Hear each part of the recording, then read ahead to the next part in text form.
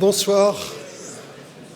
Bonsoir à tous. Nous sommes désolés de vous faire attendre. Nous attendons le recteur. Mais en attendant le recteur, je pense qu'on va pouvoir donner au moins quelques mots d'introduction pour patienter en attendant le recteur. D'abord, merci d'être venus si nombreux pour une séance du séminaire d'économie politique où d'habitude nous nous réunissons dans une petite salle à 20 personnes. Évidemment, c'est le sujet et l'orateur qui a provoqué ce regain d'intérêt et cette assistance. Merci à Thomas Piketty d'être venu à Genève à notre invitation. Est-ce que j'ai vraiment besoin de présenter Thomas, qui doit être probablement l'économiste le plus connu au monde? Il doit y avoir que Stiglitz au maximum qui doit pouvoir rentrer dans ta catégorie de notoriété, mais il est plus sur le déclin, alors que toi, tu m'as l'air d'être plus sur la montée. J'aime beaucoup le fait, et on en a parlé dans la masterclass à l'instant, que tu te présentes comme chercheur en sciences sociales plutôt qu'économiste, ce qui, à mon avis, témoigne d'une ambition intellectuelle qui est bienvenue dans notre profession, qui des fois en manque parfois un peu trop. Tu es le grand spécialiste reconnu mondialement des inégalités. C'est un sujet, un thème que tu as contribué à mettre au centre des débats, non seulement académiques, mais aussi politiques, au centre des discussions dans la société. Et je trouve que ça, c'est un très grand service que tu as rendu à l'ensemble de la société. Je le relisais avant de venir ici, je relisais ce qu'avait écrit un journaliste en titre dans un article du Télégraphe. C'était, je cite, Thomas Piketty is back. Thomas Piketty est de retour, plus dangereux que jamais. Personnellement, si on me demandait une liste d'économies dangereuses, j'en ferais une sans trop de difficultés. Je peux t'assurer que tu n'es pas dessus. Voilà. Tu viens pour ce nouveau livre qui s'appelle Capital idéologique que j'ai lu avec non seulement beaucoup d'intérêt, mais beaucoup de plaisir. J'espère que tu m'en veux pas si je te dis que le livre est beaucoup plus agréable à lire que le précédent. Le précédent était très intéressant, mais parfois un peu aride, alors que celui-ci est vraiment très très agréable et surtout ne cède en rien sur l'importance scientifique de ce que tu apportes. Tu quittes un peu une vision économiciste que tu avais peut-être, que je te reprocherais d'avoir un peu dans l'autre livre, qui était un peu, nous avons un équilibre économique qui peut être injuste, mais nous avons des manières de rendre l'équilibre plus juste grâce à la taxation et la redistribution, qui en gros disait, voilà, on a l'équilibre économique, mais on peut agir dessus. J'ai l'impression que, et je suis certain que dans ce livre-là, tu quittes cette approche et tu rentres un peu plus dans les institutions de ce que sont le capitalisme, avec des propositions très précises, des choses qui ont à voir avec le capitalisme réellement existant, une ouverture historique encore plus grande que celle que tu avais dans le livre précédent, une couverture géographique beaucoup plus grande qui amène à considérer des sociétés très différentes des sociétés occidentales. Et je trouve que c'est vraiment un très très grand apport de cet ouvrage, qui je pense est vraiment un ouvrage très très important. Je le verrais même comme plus important que le Capital au XXIe siècle, et je pense qu'il va être amené à avoir un succès largement équivalent à celui de ton précédent ouvrage. Et donc, est-ce que monsieur le recteur est là? Oui, monsieur le recteur est là. Et donc, avant de céder la parole à Thomas, je pense que nous allons avoir le mot de bienvenue de Yves Flukiger, le recteur de notre université. Merci beaucoup, je suis désolé. J'étais à une remise de diplôme de la faculté d'économie et de management, mais je ne pouvais pas rater cette conférence, donc j'ai traversé la plaine extrêmement vite, mais j'ai atterri dans un autre auditoire où je voyais Thomas. Je disais, tiens, c'est génial. Mais il n'y avait personne au pupitre. Mais évidemment, il y a foule ce soir, mesdames et messieurs, et énormément de gens qui attendent encore devant cet auditoire, et dans l'autre auditoire aussi, qui me disent, mais monsieur le recteur, il n'y a pas suffisamment de place. Je leur dis, oui, il n'y a pas suffisamment de place, mais construisez-nous des bâtiments supplémentaires. Voilà. Bon. Bref, Thomas Piketty, je suis vraiment, au nom de l'Université de Genève, extrêmement heureux de pouvoir vous accueillir ce soir, parce que je crois que vous incarnez l'économie politique dans toute sa nécessité, la politique économique.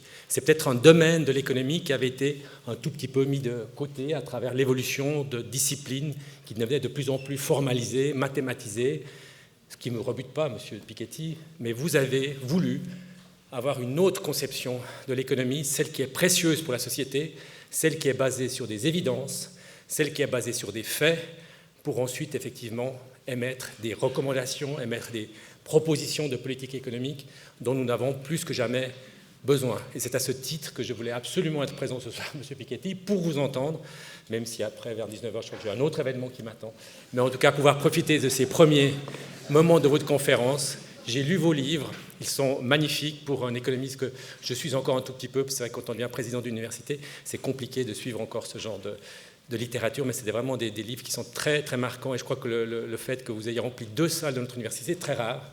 Il y a aussi des gens frustrés, ça je le regrette infiniment, mais on aura, je pense, l'occasion de les voir en streaming, cette conférence, ou peut-être aussi en différé. Et je salue encore la présence d'un prix Nobel dans la salle. Vous savez que Monsieur Dubochet. Merci Monsieur Dubochet d'être avec nous ce soir, parce que ça montre aussi votre attachement au-delà de votre recherche scientifique, votre attachement à une science qui se veut utile pour la société. Merci infiniment, je vous passe la parole, je ne vais pas dire en plus longtemps. Merci infiniment, puis désolé d'avoir été en retard.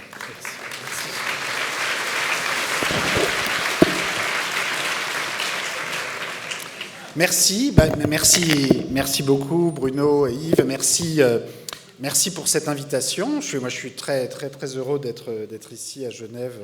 Ça faisait trop longtemps que je n'étais pas venu en Suisse, mais Bruno a réussi à me convaincre que vraiment c'était important de venir, et je suis très heureux d'être ici et pour vous parler de ce nouveau livre Capital et idéologie, dont je vais parler environ 1 heure, et puis après je crois qu'on aura du temps pour des questions, et j'ai hâte de pouvoir répondre à vos questions et débattre de tout cela. Mais d'abord, je veux essayer de vous donner un peu une idée du contenu de ce livre. Donc cette présentation que je vais présenter, là, ça appuie sur une partie des graphiques et tableaux qui sont contenus dans ce livre, qui contient 169 graphiques et tableaux. Il y en a une centaine d'autres en ligne qui sont accessibles. Enfin, tous les graphiques, toutes les séries sont évidemment accessibles en ligne. Je vais en présenter qu'une partie, évidemment, aujourd'hui, mais je vais essayer de donner quand même un peu une idée du contenu d'ensemble.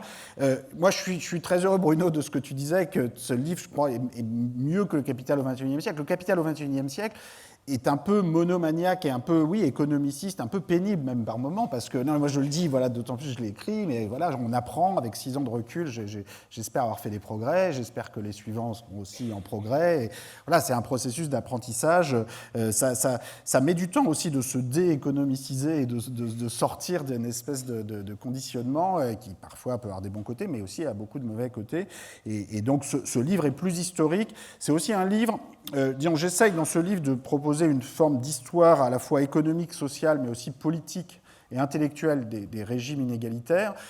Et en particulier, j'essaye d'étudier l'évolution des systèmes de justification des inégalités, avec l'idée générale que tous ces systèmes de justification des inégalités ont toujours, disons, une forme de plausibilité, de vérité qui peut leur permettre de se maintenir un certain temps, et on ne peut pas simplement les analyser comme un espèce de voile de discours hypocrite de la part des élites pour se maintenir au pouvoir. Il y a toujours aussi des formes d'hypocrisie, évidemment, mais c'est toujours plus compliqué que ça, c'est plus subtil que ça. Il y a toujours une forme de vérité qui, sinon, ferait que le système social s'effondrerait très vite. Alors, ce que montre aussi ce détour par l'histoire, c'est que toutes les idéologies inégalitaires et tous les systèmes d'organisation sociale de l'inégalité économique, patrimoniale, salariale, finissent par être remise en cause toujours beaucoup plus rapidement que ce qu'on imagine sur le moment présent. Donc sous ce détour par l'histoire des régimes inégalitaires, c'est aussi une façon de mettre à distance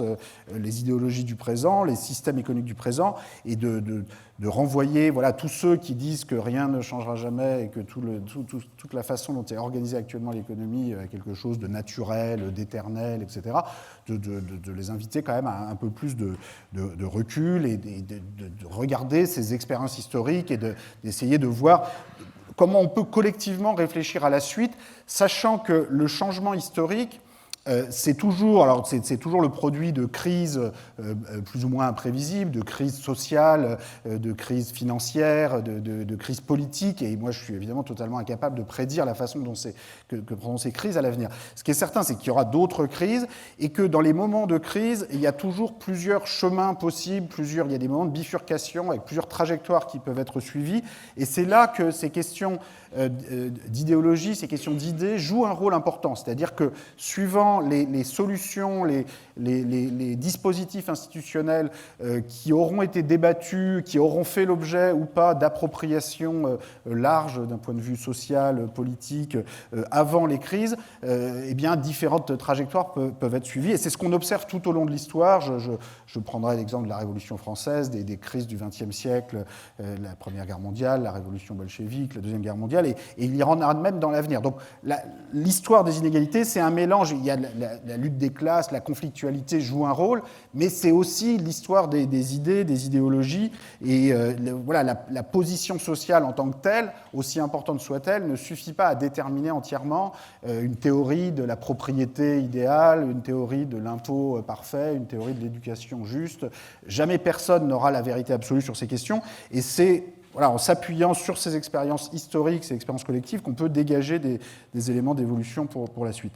Alors, je ne vais pas présenter tout le livre ici, je veux donner une idée du plan du livre qui comprend 4 parties. Donc là, je décris rapidement. La première partie part des sociétés d'ordre d'Ancien Régime et étudie le passage aux sociétés de propriétaires au XIXe siècle, notamment avec le passage par la Révolution française dans le cas français, mais d'autres trajectoires européennes sont également très importantes. La seconde partie traite des sociétés esclavagistes et coloniales. La troisième partie traite de la chute des sociétés de propriétaires au cours du XXe siècle et des sociétés du mélange de sociétés social-démocrates, communistes, post-communistes qui ont suivi après la Seconde Guerre mondiale et la façon dont elles sont rentrées en crise à partir des années 80-90. La quatrième partie étudie la structure des coalitions politiques et des coalitions électorales et comment, en gros, le système gauche-droite de l'après-Seconde Guerre mondiale s'est graduellement décomposé et aboutit aujourd'hui à cette espèce de fragmentation du paysage politique. Puis je conclus dans le dernier chapitre en indiquant ce qui me semble être des éléments possibles de ce que j'appelle un socialisme participatif, très décentralisé, reposant sur la circulation permanente de la propriété, du pouvoir, du savoir, permettant un dépassement des contradictions auxquelles le système capitaliste actuel est confronté. Il va de soi que ces conclusions ne sont pas les seules possibles qu'on peut tirer des expériences historiques. Moi, mon travail consiste d'abord à étudier l'histoire des inégalités dans toutes ces différentes sociétés. Je me sens obligé, quand même, comme chercheur en sciences sociales, de m'engager, moi aussi, dans le débat, dans la mêlée, et d'indiquer quelles sont les conclusions qui me semblent les plus logiques, compte tenu de ces matériaux historiques, parce que je pense que c'est trop facile de se tenir à distance de tous ces différents systèmes idéologiques, et donc je m'engage dans le débat. En même temps, je ne prétends pas que ce soit les seules conclusions possibles. Je pense que d'autres éléments, d'autres recherches, d'autres cheminements individuels, d'autres délibérations, discussions me feront évidemment évoluer, changer d'avis, et en particulier la discussion qu'on aura tout à l'heure. Si vous allez sur ce site, là, piketty.pse.ns.fr/idéologie, vous trouverez cette présentation, des versions beaucoup plus longues aussi de cette présentation, l'ensemble des graphiques et tableaux du livre, des extraits du livre, et voilà, ça peut même vous donner envie de lire le livre. Alors ça fait 1200 pages, je suis désolé, je m'en excuse. Je pense que c'est néanmoins très lisible, c'est-à-dire que ça peut vraiment être lu, il n'y a pas de bagage technique particulier, c'est une histoire vivante. Bon, ça demande un petit peu de temps, mais bon, en même temps, on n'est pas pressé et on peut le lire tranquillement par morceaux. Suivant ce qui vous intéresse. Donc il y a des parties entières dont je ne vais pas parler aujourd'hui, par exemple le chapitre sur l'Inde, chapitre 8, qui est un des chapitres qui m'a demandé beaucoup d'attention, et je pense que c'est un cas très important de rencontre entre une logique inégalitaire très ancienne, celle du système de caste en Inde, et une logique coloniale consistant à mettre dans les boîtes des recensements coloniaux organisés par la puissance britannique des catégories anciennes, et finissant par leur donner une force et par rigidifier finalement des catégories sociales qui n'étaient pas forcément aussi bien définies auparavant. Il y a d'autres aspects comme ça dans le livre dont je ne vais pas pouvoir parler aujourd'hui, mais qui peuvent éventuellement vous intéresser. Alors, aujourd'hui, je vais me concentrer sur ces quatre points-là, qui déjà fait un assez gros programme. Premier point va concerner ce que je décris ici comme l'échec de la Révolution française, c'est-à-dire pourquoi la promesse d'égalité faite par la Révolution française finalement débouche sur une concentration croissante de la propriété et d'une certaine façon du pouvoir économique tout au long du XIXe siècle jusqu'en 1914. Ensuite, la façon dont les mobilisations sociales et les crises du XXe siècle ont conduit à une très forte réduction des inégalités au cours du XXe siècle. La troisième partie traitera de la remontée des inégalités depuis les années 80-90, avec encore là des chocs qui sont d'abord reflètent des évolutions politiques et idéologiques, notamment la chute du communisme soviétique, le reaganisme et la promesse de dynamisation de la croissance par le discours réganien dans les années 80, promesse de prospérité qui s'est pas entièrement réalisée comme ça avait été annoncé, et les deux phénomènes, désillusion post-communiste et désillusion post-réganienne, conduisant finalement aujourd'hui, à la fin des années 2010, à des formes de déception et qui nourrissent finalement des formes de repli nationaliste et identitaire qui ne sont pas exactement les mêmes que pendant la première moitié du XXe siècle, mais qui ont quand même des points communs. Je finirai dans la quatrième partie par indiquer des pistes possibles de sortie de crise apaisée. Alors, ce n'est pas que je crois particulièrement dans les possibilités de sortie de crise parfaitement apaisée, mais dans tous les cas, que les choses évoluent de façon plus ou moins apaisée ou plus ou moins violente. Je pense qu'il y a un besoin de penser le social-fédéralisme, c'est-à-dire une organisation de la mondialisation, des relations entre États-nations différentes de celles qu'on a actuellement, et d'autre part, le socialisme participatif avec des formes de circulation de la propriété différentes de celles qu'on a actuellement. Donc je vais commencer tout de suite avec le premier point sur ce que j'appelle ici l'échec de la Révolution française. Donc il y a une promesse d'égalité qui est faite au moment de la Révolution française, qui n'est pas simplement une promesse, il y a une réalité en particulier d'égalité juridique formelle, la fin des privilèges fiscaux, juridictionnels de la noblesse, du clergé, et puis une égalité au moins théorique, notamment face au droit de la propriété, le fait que tout le monde en principe puisse accéder à la propriété, et puis en pratique il y a une réalité qui est une concentration extrêmement forte de la propriété, un durcissement par bien des aspects du droit de propriété au cours du XIXe siècle, à la fois sur la scène domestique, mais aussi sur le terrain international avec les accumulations coloniales, et j'évoquerai le cas de la compensation financière aux propriétaires d'esclaves lors des abolitions comme une forme extrême exprimant cette espèce de sacralisation de la propriété qui devient un peu presque comme une nouvelle religion et qui explique dans une large mesure pourquoi on a cette concentration croissante des richesses tout au long du XIXe siècle et jusqu'à finalement la Première Guerre mondiale. Donc je commence par ce premier graphique qui repose sur un travail assez important dans les archives successorales parisiennes et françaises. Vous avez en bleu, en haut, la part des 1% les plus riches dans le total des propriétés. Alors c'est toutes les formes de propriété qui existent dans le système légal de chaque époque. Donc c'est la propriété immobilière, terrienne, mais aussi financière, professionnelle, nette de dette. Et donc vous voyez tout au long du XIXe siècle, en fait, la part des 1% les plus riches, à Paris, c'est un cas particulièrement extrême, vous atteignez pratiquement 70% à la veille de 1914, détenus par les 1% les plus riches, et donc encore plus élevé qu'au moment de la Révolution française. Et il faut attendre finalement le XXe siècle, la Première Guerre mondiale, la Deuxième Guerre mondiale, pour voir une certaine déconcentration de la propriété, avec une légère remontée des inégalités depuis les années 80-90 qui reste limitée par rapport au niveau du XIXe siècle. En même temps, je vais insister sur ce graphique sur le fait que la baisse de la part des 1% les plus riches dans la propriété totale, à la fois c'est une réalité, enfin, c'est même assez spectaculaire, et en même temps il ne faut pas en exagérer l'ampleur, puisque disons, c'est une baisse qui s'est faite principalement au profit des 20, 30, 40% suivants, alors que si vous regardez les 50% les plus pauvres, vous voyez que même aujourd'hui, ils vont posséder entre 6 et 7% du total des propriétés, c'est-à-dire 3 ou 4 fois moins que les 1% les plus riches, alors même que les 50% les plus pauvres sont quand même 50 fois plus nombreux que les 1% les plus riches. Donc ça donne quand même une idée de l'hyperconcentration de la propriété. Donc ça, c'est quelque chose que vous n'auriez pas au niveau du revenu. Sur les revenus, les 50% les plus pauvres vont avoir 20%, mettons, du revenu total, ce qui est déjà moins que 50%, mais n'est pas ridiculement bas.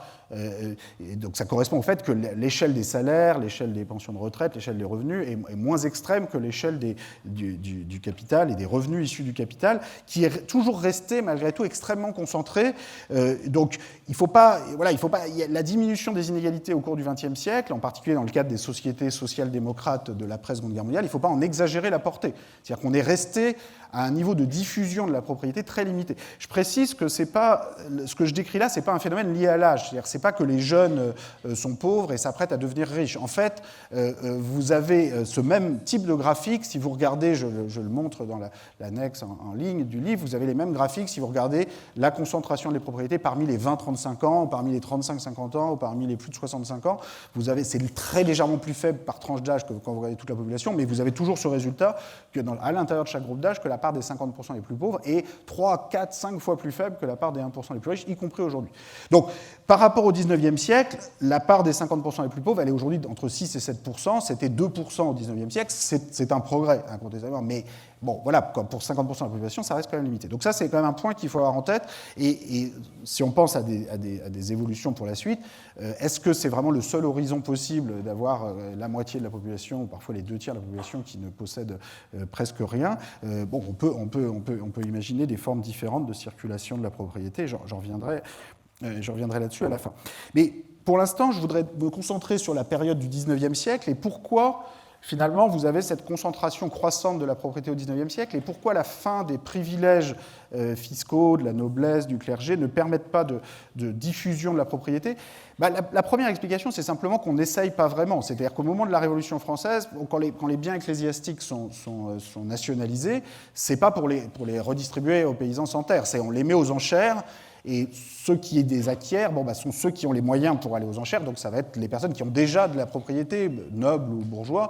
Donc finalement, ça renforce la propriété privée à son sommet, mais ça ne diffuse pas la propriété. Plus généralement, tout au long du XIXe siècle, il y a un refus de toute forme de redistribution de la propriété. Par exemple, il n'y a jamais de réforme agraire, au sens où on va le voir au XXe siècle dans un certain nombre de pays, où on va dire, au-delà de 200 hectares, au-delà de 2000 hectares, on va redistribuer aux paysans sans terre. Il n'y a jamais de tentative explicite de cette façon-là au moment de la Révolution française. Il y a des propositions d'impôts progressifs que je veux quand même mentionner au XVIIIe siècle, c'est-à-dire que l'idée d'utiliser l'état de droit et des barèmes d'imposition prévus à l'avance pour limiter les inégalités de revenus de patrimoine, c'est une idée qui s'exprime très fortement au moment des Lumières, mais ces propositions ne sont pas adoptées. Alors c'est intéressant, vous voyez là, là j'ai mis une proposition d'impôt progressif sur le revenu, une autre d'impôt progressif sur l'héritage. Il y avait d'autres propositions. Condorcet, par exemple, avait des propositions d'impôt progressif. Vous avez aussi Thomas Paine, qui était un révolutionnaire anglo-américain célèbre, qui proposait d'utiliser un impôt progressif sur la succession pour financer une dotation en capital, et notamment une dotation en propriété terrienne pour tout le monde. Donc en termes d'idées, il y avait des idées qui étaient là à ce moment-là, mais les rapports de force au moment de la Révolution française font que ce genre d'idée n'est pas retenu. Et en fait, ce qui va être décidé au moment de la Révolution française, par exemple pour ce qui concerne la fiscalité sur les successions, ça va être tout au long du XIXe siècle un impôt strictement proportionnel qui va être de 1%. Que vous transmettiez 1000 francs de patrimoine ou 100 millions de patrimoine, c'est 1%. Et il y a des débats pendant la Révolution, en 1848, au début des années 1870, avec le retour et l'application réelle pour la première fois du suffrage universel en France. Il y a évidemment beaucoup de débats disant, bon, quand même, 1% pour tout le monde, on pourrait peut-être faire 2%, 3%, 4% sur les plus hautes fortunes. Mais vous avez toujours des voix qui disent « Ah non, pas 2%, 3%, 4%, parce que si vous commencez à tirer un fil dans cette direction, vous ne saurez pas où vous arrêter, et tout ça va finir très mal, dans un espèce de chaos généralisé, et donc il ne faut pas commencer. » Donc finalement, ce type de propositions vont être appliquées, en fait, c'est très proche de ce qui sera finalement appliqué au XXe siècle dans de très nombreux pays. C'est très proche de propositions qui peuvent être débattues aujourd'hui par des élus démocrates aux États-Unis, par Warren, Sanders, qui proposent de revenir à des formes d'impôts progressifs qui ont été appliquées aux États-Unis tout au long du XXe siècle, des années 20 jusqu'aux années 70-80, mais au XVIIIe siècle, au XIXe siècle, on ne veut pas en entendre parler, avec cet argument très fort de dire, voilà, si vous commencez à remettre en cause l'échelle des propriétés, l'échelle des revenus, au nom de principes de justice sociale, certes très sympathiques, mais sur lesquels aucun consensus ne pourra se faire, la société va sombrer dans le chaos, et finalement les plus pauvres en feront les frais. Alors, évidemment, il y a toujours une forme d'hypocrisie dans ce type de discours, mais en même temps, après tout, ça n'avait jamais été essayé à l'époque. Donc c'est vrai que voilà, tant que ça n'a pas été essayé, grandeur nature. Alors aujourd'hui, on peut avoir parfois ce type de discours, ça me semble plus compliqué à tenir dans la mesure où il y a eu des expériences historiques très réussies au XXe siècle utilisant ce type de dispositif. Mais bon, il y a une certaine forme parfois d'amnésie historique aussi et de refus de regarder ces expériences. Un autre exemple qui illustre l'espèce de sacralisation de la vision de la propriété qu'on a au XIXe siècle. Donc il y a le refus absolu de la progressivité fiscale, l'idée vraiment d'un impôt complètement proportionnel. Il y a aussi un exemple que je trouve encore plus frappant, qui est au moment des abolitions de l'esclavage, la façon dont on va vouloir, de façon systématique, compenser financièrement les propriétaires d'esclaves et non pas les esclaves. Donc un cas particulièrement frappant, c'est le cas d'Haïti. Donc Haïti, qui était Saint-Domingue au XVIIIe siècle, qui va devenir Haïti en 1804, lors de l'indépendance de l'île. Donc, au XVIIIe siècle, c'était vraiment la perle des colonies, des îles aux esclaves françaises, avec des productions de sucre très importantes. Et vous avez vous voyez, une expansion très rapide, avec beaucoup des transports d'esclaves extrêmement importants tout au long du XVIIIe siècle. À la veille de la Révolution française, vous avez 1,5 million d'esclaves à Haïti, plus de 90% de la population. Donc, voilà, même avec un appareil répressif très fort, c'est quand même compliqué à tenir. Et il y a une révolte d'esclaves se met en place en 1790-1791 qui va triompher, qui va mettre les propriétaires dehors. L'Assemblée à Paris va finir par reconnaître l'abolition de l'esclavage en 1794, mais en vérité, ils n'ont pas le choix parce que les propriétaires ont été mis dehors. Ensuite, l'esclavage va être établi sous Napoléon, et puis il faut attendre 1848 pour que l'esclavage soit finalement aboli dans les autres îles esclavagistes françaises, en particulier la Réunion, la Martinique et la Guadeloupe, où il y avait aussi 80-90% d'esclaves à l'époque, donc vraiment une hyper-concentration d'esclavagistes. Haïti va déclarer son indépendance en 1804, mais quand finalement la monarchie française, en 1825, va reconnaître l'indépendance, va accepter de reconnaître l'indépendance d'Haïti, c'est uniquement à la condition que Haïti repaye à la France, pour le prix de sa liberté, une très forte dette publique qui, en 1825, va être fixée à l'équivalent de à peu près 3 années de production d'Haïti à l'époque, donc on dirait aujourd'hui 300% du PIB, ce qui évidemment est un montant énorme qui ne peut pas être remboursé par définition en une seule année ou même en quelques années. Donc les banquiers français vont arriver, vont proposer de refinancer tout ça moyennant taux d'intérêt, et finalement, eh bien, Haïti va se traîner cette dette jusqu'au milieu du XXe siècle, jusqu'aux années 1950. Et encore en 2004, quand Jacques Chirac hésitait à aller à Haïti pour le bicentenaire de la Révolution française, de l'indépendance d'Haïti en 1804, les diplomates français l'en ont dissuadé en lui disant « Tu sais, on va te demander des comptes, on va te demander de l'argent, tout ça, il ne faut mieux pas mettre les pieds dans ce pays ».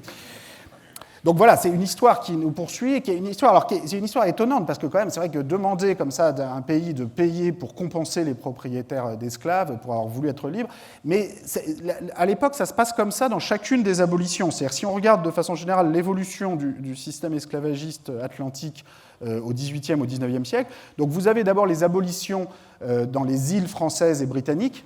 Bon, il y a le cas d'Haïti qui se libère tout seul, il y a l'abolition dans les îles britanniques en 1833, puis l'abolition dans les îles françaises en 1848. Ensuite, le système esclavagiste va prendre une ampleur encore plus importante dans le sud des États-Unis, et c'est finalement la guerre civile de 1861-1865 qui va y mettre fin. Et au Brésil, il faut attendre 1888, 1887, 1888, c'est la dernière grande abolition. Mais le point sur lequel je veux insister, c'est que dans chacune de ces abolitions, on part du principe qu'il faut compenser financièrement les propriétaires d'esclaves, donc en particulier l'abolition britannique de 1833, il y a un dispositif très sophistiqué pour compenser financièrement en regardant vraiment la valeur de marché des différents types d'esclaves. Et c'est la même chose en France en 1848, l'abolition, Schlöcher, il voulait absolument des compensations pour les propriétaires. Et tous les intellectuels libéraux de l'époque, Tocqueville par exemple, part du principe qu'il faut absolument compenser les propriétaires d'esclaves, avec un argument qui se veut imparable, qui est de dire si vous commencez à exproprier ce type de propriété sans la compenser, vous ne saurez pas où vous arrêter. Et de fait, son argument peut s'entendre dans le sens où qu'aurait-il fallu faire de quelqu'un qui possédait une plantation avec des esclaves il y a quelques années, qui l'a revendu pour acheter un château dans le Bordelais ou un immeuble à Paris ou un portefeuille financier?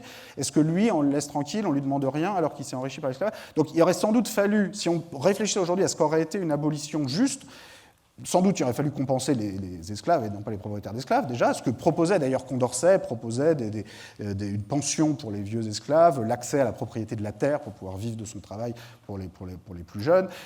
Mais pour financer ces compensations aux esclaves, sans doute aurait-il fallu mettre à contribution non seulement les propriétaires d'esclaves eux-mêmes, mais aussi tous les propriétaires importants qui s'étaient enrichis directement ou indirectement à travers l'esclavage. Donc, de fait, ça aurait été une remise en cause assez radicale de la notion d'accumulation de propriété privée sans limite, et ça faisait peur, d'où ce refus d'entrer dans la discussion. Donc, évidemment, les enjeux d'aujourd'hui sont différents. On n'est plus dans ces schémas-là. On a des enjeux aujourd'hui qui peuvent être de régler des problèmes inégalitaires sociaux d'une autre nature, de faire face aux défis du réchauffement climatique. Mais dans tous les cas, on peut avoir besoin de remettre en cause des droits de propriété sur les ressources naturelles ou des droits de propriété financiers établis dans le passé. Et on a toujours cet argument consistant à dire « attention, si vous commencez, vous ne saurez pas où vous arrêter ». Alors c'est vrai, c'est compliqué la délibération démocratique pour trouver le bon niveau d'inégalité, le bon niveau de redistribution, savoir où s'arrêter, mais refuser cette discussion politique démocratique, c'est encore plus dangereux et ça conduit à toutes sortes de catastrophes et ça peut encore conduire à toutes sortes de catastrophes. Donc, justement, au cours du XXe siècle, la réduction des inégalités et aussi la prospérité économique et aussi l'augmentation de la mobilité a été rendue possible par une remise en cause d'une certaine forme de régime propriétariste du XIXe siècle et une certaine forme de sacralisation de la propriété. Alors, ça a été le produit de crises. La Première Guerre mondiale, la révolution bolchevique, la crise des années 30 a eu un énorme impact aux États-Unis dans la remise en cause du système de libre concurrence et de marché non régulé. La Seconde Guerre mondiale. Mais ça a été aussi la conséquence d'un cheminement intellectuel, c'est-à-dire que ces crises aussi se sont appuyées ensuite dans leurs débouchés politiques et institutionnels sur tout un mouvement de mobilisation sociale dans le mouvement syndical, le mouvement socialiste du XIXe siècle, avec des propositions pour la construction d'assurance sociale, d'un droit du travail, de droit social. Donc il y avait beaucoup de propositions qui étaient là, dont la mise en place a été accélérée par les crises, mais qui étaient en préparation. Et c'est peut-être aujourd'hui parfois ce qui manque un peu, c'est-à-dire qu'on peut voir les éléments de crise qui peuvent arriver, mais les éléments programmatiques, institutionnels sont pas toujours complètement à la hauteur. Alors, dans les éléments de réduction des inégalités qui vont avoir un très fort impact au XXe siècle, il y a tout ce qui concerne le développement de l'État social au sens large. Donc là, vous avez sur ce graphique l'utilisation des recettes fiscales, alors tout impôt direct, indirect, cotisation sociale, tout prélèvement obligatoire confondu, c'est la moyenne pour 4 pays européens qui sont en l'occurrence la France, l'Allemagne, le Royaume-Uni, la Suède. Bon, il y a des différences entre ces pays, mais il y a quand même un schéma d'ensemble qui est assez proche. Et vous voyez que, au XIXe siècle, les recettes fiscales sont faibles et servent principalement à maintenir l'ordre, la police, l'armée, la justice, la protection du droit de propriété, l'extension coloniale extérieure. Vous avez une montée en puissance des dépenses sociales entre 1870 et 1910 qui est quand même une réalité, puisqu'on passe de 1% à 2%. Les dépenses d'éducation, en particulier, qui étaient inférieures à 0,5%, vont passer à près de 1%, en particulier dans les pays les plus avancés, comme notamment les États-Unis à ce moment-là, sur le plan éducatif.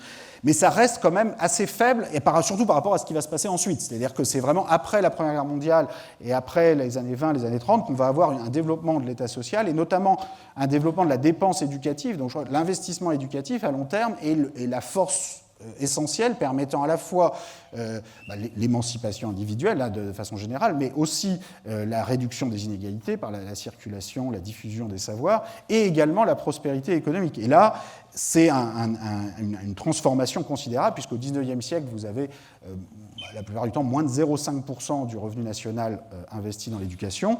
Depuis les années 70-80, dans les années 70-80, on va atteindre 6% du revenu national, donc 10 fois plus, et c'est ça qui permet de financer l'accès universel ou quasi universel à l'enseignement primaire, à l'enseignement secondaire, et finalement une très forte extension de l'enseignement supérieur. Avec quand même une contradiction, c'est que vous remarquerez depuis les années 80-90, il y a une stagnation, voire une légère baisse de l'investissement éducatif, ce qui, je pense, est une des raisons de fond pour l'abaissement du régime de croissance, et qui est quand même assez paradoxal dans une situation où la proportion d'une classe d'âge allant à l'université a énormément augmenté dans les pays européens. Si vous avez une dépense totale qui stagne, ça veut dire que l'investissement par étudiant diminue et c'est source de frustration sociale et aussi, je pense, un immense gâchis collectif. Mais en tout cas, sur l'ensemble du XXe siècle, on a cet énorme investissement éducatif, un investissement dans les systèmes de santé publics considérables, les retraites, c'est très lié au vieillissement de la population. Donc tout ça va accompagner une accélération de la croissance depuis les années 50 par rapport au rythme qui était celui du XIXe siècle.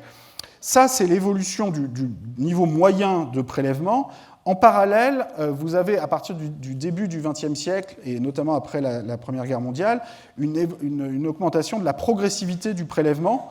Donc là vous avez l'évolution du taux supérieur de l'impôt sur le revenu. Donc vous voyez qu'il y avait essentiellement très peu d'impôt sur le revenu au début du XXe siècle. Et puis, voilà, les choses vont aller très vite. En particulier, les États-Unis vont appliquer dès les années 20 et puis de nouveau avec Roosevelt dans les années 30 des taux de 70, 80, 90% jusqu'aux années 70-80. Donc, bon, voilà, visiblement, ça n'a pas fait disparaître le capitalisme américain. Bon, c'est une discussion qui est toujours compliquée à avoir et voilà, beaucoup de personnes refusent cette idée, mais bon, ça fait partie de la réalité historique et j'y reviendrai tout à l'heure. C'est intéressant de voir que la France, en violet, et c'est le tout dernier pays à introduire, enfin dans ce groupe de pays en tout cas, l'impôt sur le revenu, et c'est la loi du 15 juillet 1914, c'est pas pour financer les écoles, c'est pour faire la guerre avec l'Allemagne, c'est la seule chose qui débloque la situation politique au Sénat, et c'est assez triste. Enfin, ensuite, l'impôt sur le revenu sera utilisé pour d'autres choses plus intelligentes que faire la guerre, mais pour finir, politiquement, c'est la seule chose qui débloque la situation. C'est quand même intéressant, parce que la France aime se présenter au monde comme le pays de l'égalité, etc., mais dans la réalité, il y a un refus des élites, en l'occurrence des élites de la Troisième République, pour voter l'impôt progressif sur le revenu, avec des arguments particulièrement spécieux, en gros consistant à dire, bon, nous, on a fait la Révolution française, donc nous sommes déjà le pays de l'égalité, la propriété est déjà morcelée à l'infini, beaucoup trop d'ailleurs, donc on n'a pas besoin d'impôt progressif sur le revenu. Alors que les aristocrates britanniques, la monarchie britannique a vraiment besoin d'un impôt progressif sur le revenu, la Prusse autoritaire encore plus, mais nous qui avons déjà découvert l'égalité, la liberté, la fraternité, à quoi ça pourrait nous servir? Sauf que les données historiques dont on dispose montrent un niveau de concentration de la propriété en France à la veille de 1914 tout aussi extrême que dans les autres sociétés de propriétaires européens. Donc c'est un exemple où on voit comme ça à distance cette espèce d'instrumentalisation de l'histoire nationale pour défendre finalement des intérêts, une vision du monde qui va finir par être remise en cause en France comme ailleurs. Je veux insister sur le fait que parfois on dit oui, mais ces taux très très élevés, par exemple aux États-Unis, ne s'appliquaient à personne. Alors c'est vrai qu'ils s'appliquaient à des très hauts revenus, mais c'est pas tout à fait personne quand même. C'est-à-dire que là vous avez les taux effectifs payés aux États-Unis pendant ces périodes-là. Donc là, c'est en mettant tous les impôts ensemble, non seulement l'impôt sur le revenu, dont je viens de vous montrer le taux supérieur, mais aussi les impôts directs, indirects. Donc la courbe en bleu, c'est l'évolution du taux moyen pour l'ensemble de la population. Donc ça passe de 10% avant la Première Guerre mondiale à environ 30% aujourd'hui. Donc l'État social américain, c'est moins que l'État social européen, qui va être à 40-45% ou plus du revenu national. Aux États-Unis, c'est 30%, mais c'est quand même un triplement sur le siècle. Et vous voyez que pendant la première partie du XXe siècle, cette augmentation du niveau général de prélèvement s'est accompagnée d'une très forte progressivité du prélèvement. C'est-à-dire que le taux payé au sommet de la distribution, par les 1%, les 0,1%, les 0,01%, était beaucoup, beaucoup plus élevé qu'au bas de la distribution. Et ça a permis, si on regarde rétrospectivement ces épisodes, moi je défends l'idée dans ce livre, et je présente des éléments concrets dans ce sens, que ça a permis une très forte réduction des inégalités, avec en même temps une forte croissance aux États-Unis tout au long de cette période, qui s'est en fait abaissée depuis les années 80, et en même temps, ça a permis aussi de créer une forme de consentement fiscal qui aujourd'hui justement est remise en cause. C'est-à-dire qu'aujourd'hui, je précise que là, les taux qui sont inscrits, ça ne prend que très imparfaitement en compte les utilisations d'optimisation fiscale, les utilisations de paradis fiscaux. J'ai même entendu dire que la Suisse pouvait être concernée et qu'il y a eu des tentatives sous Obama de changer des choses, mais la vérité, c'est que tout ça n'a pas forcément été beaucoup suivi d'effet ensuite sous Trump, et ces taux, sans doute, surestiment les taux effectifs réellement payés au sommet de la distribution, et des estimations récemment publié par mes amis, collègues Emmanuel Saez, Gabriel Zupan, montre que si on regarde les 400 plus hauts contribuables américains, depuis 2018, ils sont même tombés en dessous du taux d'imposition des 50% les plus pauvres. Et tout ça, enfin, ce sentiment chez une bonne partie de la population que finalement le sommet de la distribution a arrêté de payer plus que les autres et même parfois peut se retrouver à échapper à l'impôt commun, remet en cause très fondamentalement le contrat social fiscal sur lequel s'est bâti l'État social au XXe siècle. Alors, vous avez un phénomène comparable sur l'invention de la progressivité fiscale sur les successions. Bon, je passe vite. Juste dire que là encore, c'est les États-Unis et le Royaume-Uni qui ont un impôt sur les successions qui monte jusqu'à 70-80% sur les plus hautes successions au milieu du XXe siècle. En France, en Allemagne, les choses sont plus limitées. En partie parce que les redistributions se sont faites aussi par l'inflation, par les destructions. Et bon, finalement, l'impôt progressif, c'est une forme plus pacifique et plus civilisée de redistribution qui a été davantage utilisée dans les pays anglo-saxons et aussi au Japon, qui tout récemment, le Japon a augmenté à 55% son taux d'impôt sur les successions, ce qui est intéressant parce que ce n'est pas un pays, le Japon, qui a une culture politique particulièrement gauchiste, mais qui continue d'être attaché à une forme de progressivité successorale importante. Si vous regardez les causes de l'effondrement de la société de propriétaires d'avant 1914, je veux insister quand même sur la dimension internationale. C'est-à-dire qu'il y a la contradiction ultime du régime d'accumulation du XIXe siècle et d'avant 1914, c'est sans doute cette dimension internationale très très forte. Donc ce que vous voyez là sur ce graphique, c'est l'évolution des actifs possédés à l'étranger par les propriétaires, notamment français et britanniques, donc qui sont les deux principales puissances coloniales de la planète, et qui possèdent, à la veille de 1914, et ensuite ça va s'effondrer très très vite, qui possèdent près de 200% de revenu national, donc l'équivalent de 2 années de revenu national britannique en portefeuille financier ou non financier à l'étranger, et plus de 100% dans le cas de la France. L'Allemagne est loin derrière, n'a pas la tradition coloniale commerciale de la France et du Royaume-Uni, mais en même temps l'Allemagne est devenue, à la fin du XIXe siècle, au début du XXe siècle, la principale puissance démographique industrielle du continent. Et évidemment, ça va créer des tensions et tout ça va beaucoup contribuer à l'exacerbation des concurrences entre les trois principales puissances étatiques européennes qui finalement va conduire en partie à la Première Guerre mondiale, à la Deuxième Guerre mondiale et à l'effondrement de ce monde. Ce sur quoi je veux insister, c'est vraiment l'ampleur du phénomène. C'est-à-dire que si on regarde, j'ai comparé avec la situation actuelle sur 3 pays qui sont le Japon, la Chine, l'Allemagne, qui sont les pays qui ont accumulé des excédents commerciaux importants ces 30 dernières années, qui font parfois 5-6% du PIB d'excédent commercial. Donc en 20-30 ans, ça permet d'accumuler des réserves importantes à l'étranger, mais ça reste très, très limité par rapport à l'avant 1914. Et puis, ce n'est pas tout à fait le même contexte. C'est-à-dire que les relations, enfin c'est jamais tendre, hein, les relations de propriété au niveau international. Enfin, c'est jamais très tendre, les relations de propriété en général. C'est-à-dire que payer son loyer à son propriétaire, une grosse partie de son salaire obtenu après moult diplômes et efforts, c'est toujours compliqué psychologiquement. Mais quand c'est un pays qui paye à d'autres pays des masses de dividendes, d'intérêts de loyer, bon, dans le modèle apaisé des économistes, c'est censé être mutuellement profitable, etc. Mais dans la réalité, c'est quand même compliqué, y compris aujourd'hui, lorsque vous avez des investissements chinois en Afrique ou allemands en Europe du Sud, les choses ne sont pas simples. Mais c'est quand même plus apaisé, relativement, qu'au XIXe siècle et avant 1914, où là, les accumulations françaises et britanniques se font vraiment avec la canonnière. Hein. Donc, dans ces actifs étrangers, vous avez, par exemple, la dette qui a été imposée à Haïti. Bon, ce n'est pas très important dans les portefeuilles financiers français, c'est important pour Haïti, mais moins important pour les portefeuilles financiers français, mais ça en fait partie. Vous avez des dettes qui ont été imposées à la Chine, à l'Empire ottoman, au Maroc, enfin ça fait partie des stratégies d'appropriation coloniale classique. Vous avez aussi des investissements plus réels, le canal de Suez, qui finalement sera nationalisé en 1956.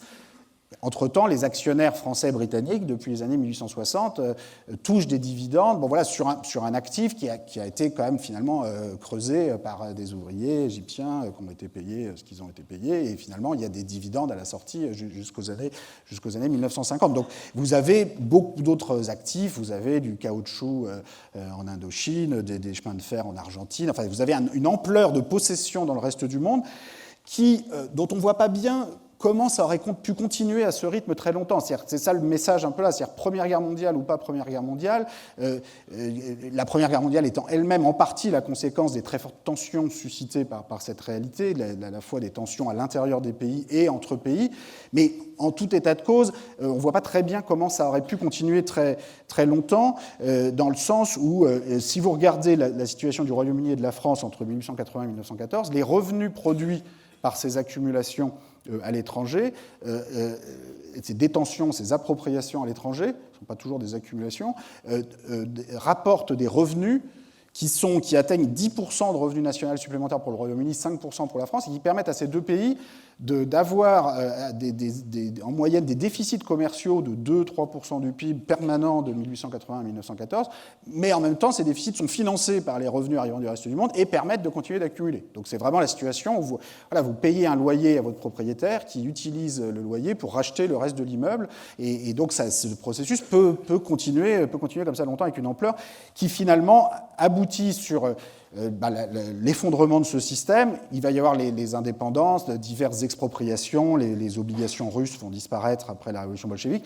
Il va y avoir surtout le financement des guerres elles-mêmes. Donc l'énorme chute que vous voyez là pendant la Première Guerre mondiale, c'est le fait que beaucoup de propriétaires français, britanniques vont devoir vendre une partie de leurs actifs à l'étranger pour prêter à leur gouvernement pour financer la guerre, qui elle-même va détruire une partie du capital industriel dans le nord-est de la France, etc. Donc c'est un processus un peu absurde, mais c'est l'histoire de l'Europe à cette période-là. L'autre point sur lequel je veux insister, c'est que donc, ces actifs étrangers, dans une très large mesure, vont être transformés en dette publique. Et donc, vous voyez, si on regarde le graphique sur la dette publique, en gros, c'est la même image décalée de 30 ans, 40 ans. C'est-à-dire qu'en 1950, vous avez les trois mêmes pays, la France, l'Allemagne et le Royaume-Uni, qui ont d'énormes dettes publiques, 200-300% du revenu national, donc encore plus que la Grèce aujourd'hui, et sur des économies beaucoup plus importantes, parce que la Grèce, c'est 2% de la zone euro, là c'est les trois principales puissances économiques du continent. Alors la bonne nouvelle, c'est qu'elles s'en sont sorties très vite, elles s'en sont débarrassées très vite, donc voilà, il y a des façons de faire. Ce qui est plus intéressant, c'est de voir comment ça s'est produit. Donc, dans le cas de la France, c'est beaucoup d'inflation, 50% d'inflation par an de 1945 à 1950, donc au bout de 5 ans, il n'y a plus de dette publique, mais vous avez aussi détruit beaucoup d'épargne populaire, mal protégée contre l'inflation, alors que les portefeuilles financiers ou immobiliers plus importants, investis dans l'immobilier ou investis en bourse, on peut avoir un prix qui suit l'inflation, et donc finalement, l'inflation, c'est un peu un impôt sur le patrimoine des plus pauvres, et ça crée beaucoup de pauvreté du troisième âge dans les années 50 en France, et finalement la création du minimum vieillesse en 1956. L'État allemand a une solution plus intéressante, consistant à organiser entre 1948 et 1952 un système de prélèvement exceptionnel sur les plus hauts patrimoines privés, immobiliers et financiers, qui sont notamment composés de titres de dette publique, mais pas seulement. Donc, on taxe les plus fortes détentions de dette publique pour réduire la dette publique, mais bon, il n'y a pas vraiment d'autre façon. De toute façon, à un moment, la dette publique, elle n'est pas possédée par la planète Mars. Mais ce que fait l'État allemand à ce moment-là, c'est de faire un barème dépendant du niveau total de patrimoine de chacun, où les plus faibles patrimoines ne payent rien ou presque rien, et ça monte jusqu'à 70, 80, 90% sur les plus fortes détentions. Et finalement, ça va être un immense succès. Alors, l'État allemand n'a pas recours à l'inflation. C'est aussi que dans les années 20, vous voyez, la dette allemande avait été réduite à zéro par l'hyperinflation, sauf que ça avait eu un coût social considérable, et c'est ça aussi qui pousse. Donc il y a quand même des formes d'apprentissage dans l'histoire, alors parfois des formes d'amnésie aussi, mais en tout cas là c'est une forme d'apprentissage, c'est-à-dire qu'entre 1949 et 1952, l'État allemand, les élites politiques allemandes qui sont à l'origine de ces choix, poussées aussi par des forces syndicales qui en même temps mettent en place par exemple un système de propriété des entreprises avec la moitié des droits de vote pour les représentants des salariés dans les conseils d'administration, si du point de vue de l'actionnaire est quand même complètement sacrilège, puisque ça veut dire que si en plus les salariés ont 10% du capital, ils peuvent faire basculer la majorité, ou si un État régional a une petite partie du capital, il peut faire basculer la majorité. Donc du point de vue du droit classique de la propriété du XIXe siècle, on est complètement en dehors du tableau. Et la Constitution allemande de 1949 est rédigée de façon à rendre possible ce genre de choses. Et en même temps, il y a cette forme d'imposition progressive sur les plus hauts patrimoines qui va être un immense succès dans le sens où ça permet à l'Allemagne, et on a d'ailleurs exactement la même chose au Japon au même moment, entre 1948 et 1952, c'est des impôts très progressifs sur les forts patrimoines japonais pour réduire à vitesse accélérée la dette publique, ce qui permet à ces pays, à partir des années 50-60, d'attaquer la reconstruction avec très peu de dette publique, moins de 20% du revenu national, et donc d'investir dans les infrastructures, dans l'éducation, dans des choses quand même beaucoup plus utiles que rembourser des détenteurs de portefeuilles financiers qui en fait étaient simplement les personnes qui détenaient des actifs coloniaux avant 1914 ou leurs descendants en grande partie, et s'il avait fallu rembourser tout ça sans inflation, etc., on y serait encore aujourd'hui. Donc il y a quelque chose d'ironique dans le fait qu'aujourd'hui les pays comme l'Allemagne et la France qui ont construit l'Europe dans les années 50 sur ce type d'oubli des dettes du passé, après vont expliquer à l'Europe du Sud que la seule façon de faire, c'est d'avoir des excédents pendant 50 ans de 2 ou 3% du PIB, etc. Bon, là, il y a une forme d'amnésie historique qui est embêtante, mais je pense que ça illustre aussi l'intérêt, le besoin de repasser par l'histoire pour montrer que finalement, il y a toujours des alternatives, il y a toujours différentes façons de faire. Aucune de ces solutions n'est simple, c'est à chaque fois, ça demande la construction de compromis démocratiques, de normes de justice qui sont très difficiles à construire. Mais voilà, la solution consistant à dire, vous inquiétez pas, dans les 50 années qui viennent, la Grèce, l'Italie, etc., vont repayer un excédent constant, etc., ça ne me paraît pas particulièrement réaliste, ou je pense qu'il voilà, de toute façon, il va se passer d'autres choses que ça. Donc autant se donner les moyens d'y réfléchir et regarder aux expériences passées peut être utile de ce point de vue. Alors, je vais maintenant passer justement à la phase plus récente de remontée des inégalités depuis les années 80-90. Donc, comme je le disais tout à l'heure, moi j'insiste dans ce livre, de façon générale, sur le fait que l'évolution de la répartition des revenus des propriétés est d'abord la conséquence d'évolutions politiques, idéologiques, davantage que de facteurs strictement économiques ou technologiques. Enfin, je ne dis pas que l'économie et la technologie ne comptent pas, mais finalement, il y a tellement de façons d'organiser l'économie et la technologie avec différentes institutions que c'est plutôt les changements des idéologies sous-tendant ces différents dispositifs institutionnels qui sont importants. Et c'est notamment le cas pour la phase de remontée des inégalités depuis les années 80-90, où deux facteurs me semblent essentiels. Il y a d'abord la chute du communisme, qui va devenir de fait un peu le meilleur allié de l'hypercapitalisme, et je vais revenir là-dessus dans une seconde. Et puis il y a d'autre part le reaganisme dans les années 80, qui a cette promesse de dynamisation de la croissance par la baisse des impôts au sommet de la distribution, qui ne réussit pas, en tout cas qui ne réussit pas complètement, et qui contribue aujourd'hui à des formes de dérives identitaires, nationalistes, qu'on peut observer chez Trump, mais qu'on observe plus généralement. Alors, je commence sur le cas de l'expérience communiste en Russie. Si on utilise les données dont on dispose, qui sont très limitées, sur les inégalités monétaires sous le communisme et après le communisme, disons, sous le communisme, on a des niveaux d'inégalité monétaire qui paraissent relativement faibles. En même temps, il y a plein d'autres formes d'inégalité, évidemment. Et puis, je veux aussi dire que ce niveau, même s'il paraît faible, à 25% pour la part des 10% des revenus les plus élevés, en fait, ce n'est pas très différent de ce qu'il y a, par exemple, en Suède dans les années 80. Donc, ce n'est pas non plus... le problème n'était pas forcément que c'était exagérément faible. Enfin, il y a plein de pays, la Suède et les pays d'Europe nordique, qui étaient tout aussi faibles en termes d'inégalité monétaire, mais qui étaient autrement plus prospères. Donc, ça dépend comment vous organisez le système de propriété derrière. Et le système de propriété étatique hyper centralisé qu'il y avait en Union soviétique était clairement conduisait pas à de grandes réussites de ce point de vue-là. Toujours est-il qu'à la chute du communisme, vous allez avoir une privatisation accélérée au bénéfice d'un petit groupe de personnes qui vont être appelées ensuite les oligarques, mais qui de fait vont faire monter la Russie à des niveaux d'inégalité monétaire extrêmement élevés très rapidement. Et encore, ces données sans doute sous-estiment l'ampleur du phénomène. Vous avez aussi un contournement du système légal en Russie qui atteint des proportions, c'est-à-dire dans les estimations dont on dispose, la Russie paraît être à peu près à égalité avec les pétromonarchies du Golfe dans l'utilisation de paradis fiscaux pour contourner le système fiscal du pays. La Russie, c'est quand même un cas vraiment extrême. C'est-à-dire la Russie de Poutine actuellement, c'est un pays où il y a un renoncement complet à toute forme de tentative de redistribution. Par exemple, il n'y a aucun impôt progressif. C'est-à-dire l'impôt sur le revenu en Russie, c'est complètement proportionnel. C'est 13% que votre revenu soit de 100 roubles par mois ou d'1 milliard de roubles par mois. Donc même Trump, il aimerait pouvoir faire ça, mais il n'ose pas le formuler, quoi. Trump, il se sent obligé de dire, bon, on va faire 5% sur les plus bas revenus, 25-30% sur les plus hauts revenus.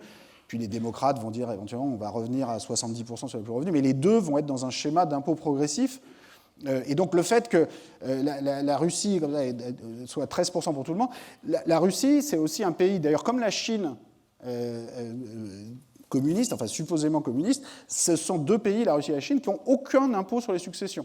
C'est absolument 0%, alors qu'on a vu tout à l'heure les États-Unis, le Royaume-Uni, le Japon, l'Allemagne, la France, qui ont des taux de 30, 40, 50, parfois 55% sur les plus hautes successions.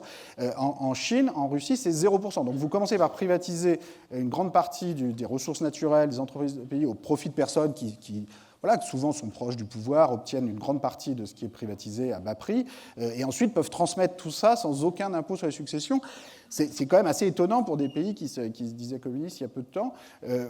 Hong Kong, c'est un cas hallucinant d'un pays qui est devenu encore plus inégalitaire et a supprimé son impôt sur les successions après être devenu communiste. Enfin, en tout cas, après avoir rejoint la Chine communiste et être passé sous le contrôle du Parti communiste chinois. Et finalement, aujourd'hui en Asie, si vous avez une fortune à transmettre, au cas où ça vous arrive à l'avenir, allez plutôt mourir en République populaire de Chine, ce sera 0%, alors que si vous allez à Taïwan, réputé capitaliste, ou en Corée du Sud ou au Japon, vous allez payer 30, 40, 50% d'impôts successoraux sur les plus hautes successions, et c'est même passé à 55% il y a 2 ans au Japon. Donc, et le fait que les pays post-communistes finalement, soit allé à 0%, n'ait aucun impôt sur les successoraux, donne une idée de l'ampleur des basculements idéologiques. Et tout ça, ça a un impact sur le monde actuel, parce que vu l'importance croissante de la Chine et d'une certaine façon de la Russie, tout ça pèse aussi sur les débats qu'on peut avoir sur la transparence financière internationale, sur des projets de régulation des inégalités. Alors, le second facteur, c'est le reaganisme dans les années 80, qui va faire aussi un bouleversement, et notamment une explosion des inégalités aux États-Unis.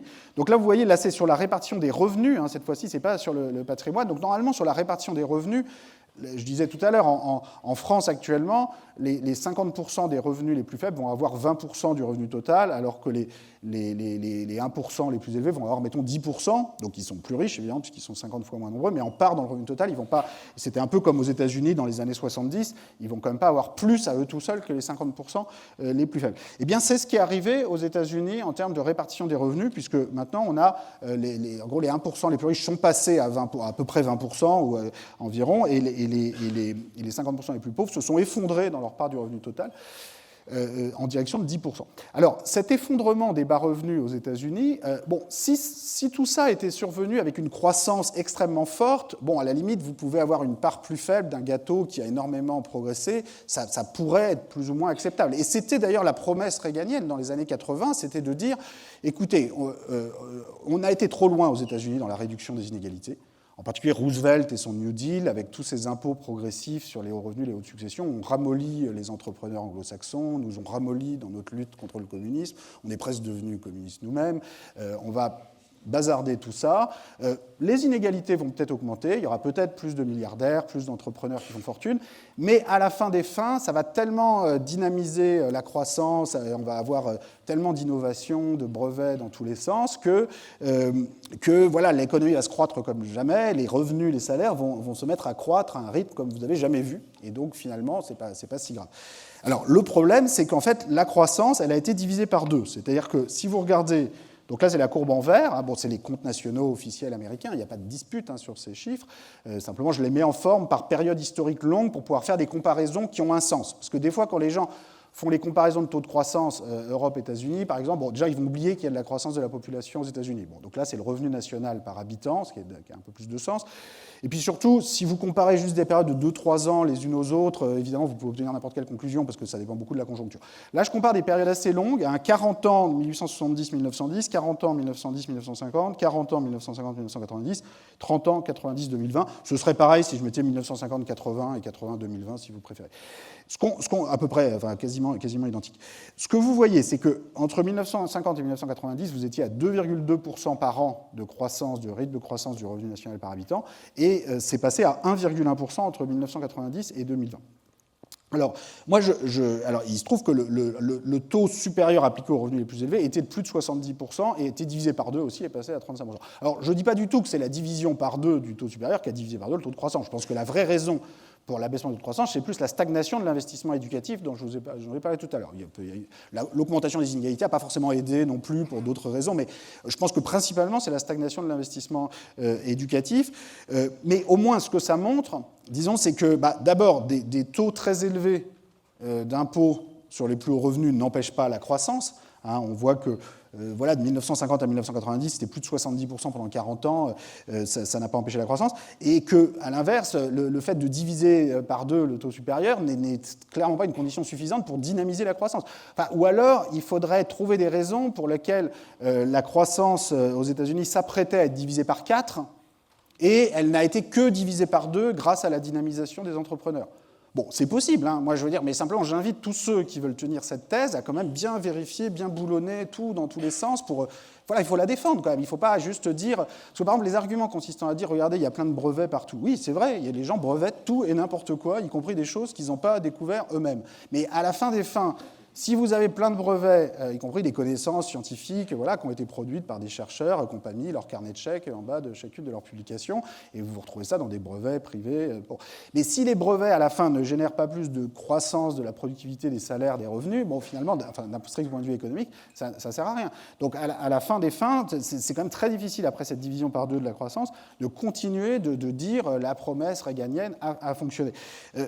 On a parfois en Europe un argument qui est de dire oui, mais la période 1950-1990, en Europe, c'était particulier, c'était le rattrapage après les guerres, et c'est vrai que ça rend compliqué les comparaisons avec les périodes ultérieures.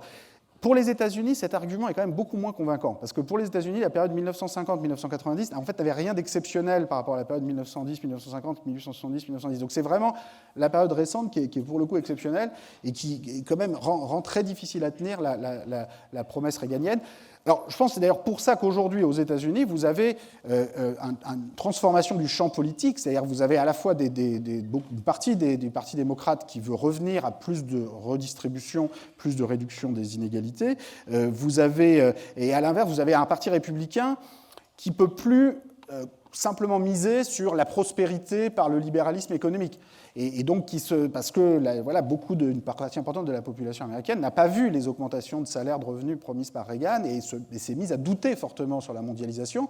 Et c'est comme ça que Trump se retrouve à ajouter au discours du libéralisme économique une dimension identitaire nationaliste qui devient quand même vraiment de plus en plus inquiétante, enfin, qui consiste en gros à dire en fait la croissance, le dur travail des travailleurs américains, ça a été volé par les Mexicains, les Chinois, les Européens, enfin tout, voilà, le reste du monde nous a pris le produit de notre travail, et donc il ajoute cette dimension de clivage identitaire nationaliste très fort à un discours sur le libéralisme économique qui était plus apaisé dans les années 80 chez Reagan, qui n'était pas toujours tendre avec les minorités, mais qui était quand même beaucoup moins énervé sur le reste du monde que Trump, et tout ça exprime aussi une forme d'échec du réaganisme.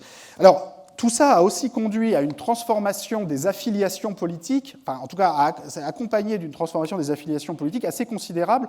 Donc, sur ce graphique, vous avez, je vais commencer par le cas des États-Unis. Sur les États-Unis, c'est la courbe en bleu. Vous avez l'évolution du vote démocrate pour le Parti démocrate américain parmi les 10% les plus éduqués par rapport aux 90% les moins éduqués. Vous auriez le même résultat si vous preniez les 50% les plus éduqués par rapport aux 50% les moins éduqués ou diplômés du supérieur par rapport aux diplômés du secondaire. Enfin, ça marche dans tous les sens. Et ce que vous avez, c'est que dans les années 50-60, le Parti démocrate aux États-Unis attirait plutôt l'électorat plus populaire, et est devenu plutôt le parti des plus diplômés, disons au sens large, depuis les années 80-90 et de plus en plus fortement dans les années 90-2000.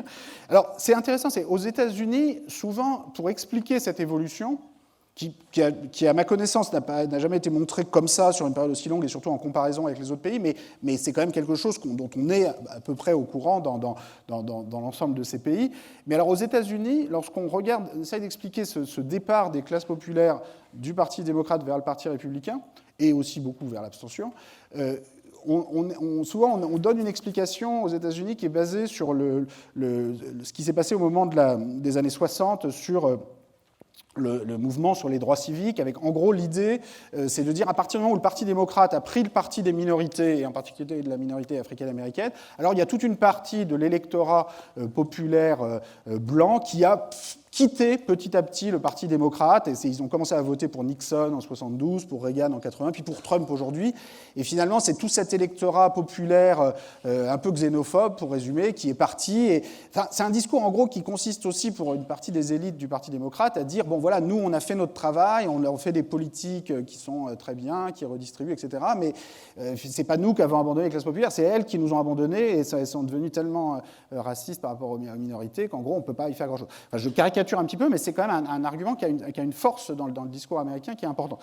Le problème avec cette théorie, c'est qu'on a la même évolution en France, au Royaume-Uni, dans lequel il n'y a pas le mouvement des droits civiques dans les années 60, dans lequel il y a un clivage sur la question migratoire qui, évidemment, comme on sait, devient très importante à la fin de la période, mais commence quand même beaucoup plus tardivement, devient vraiment clivante dans les années 80, 90 et surtout 2000, 2010.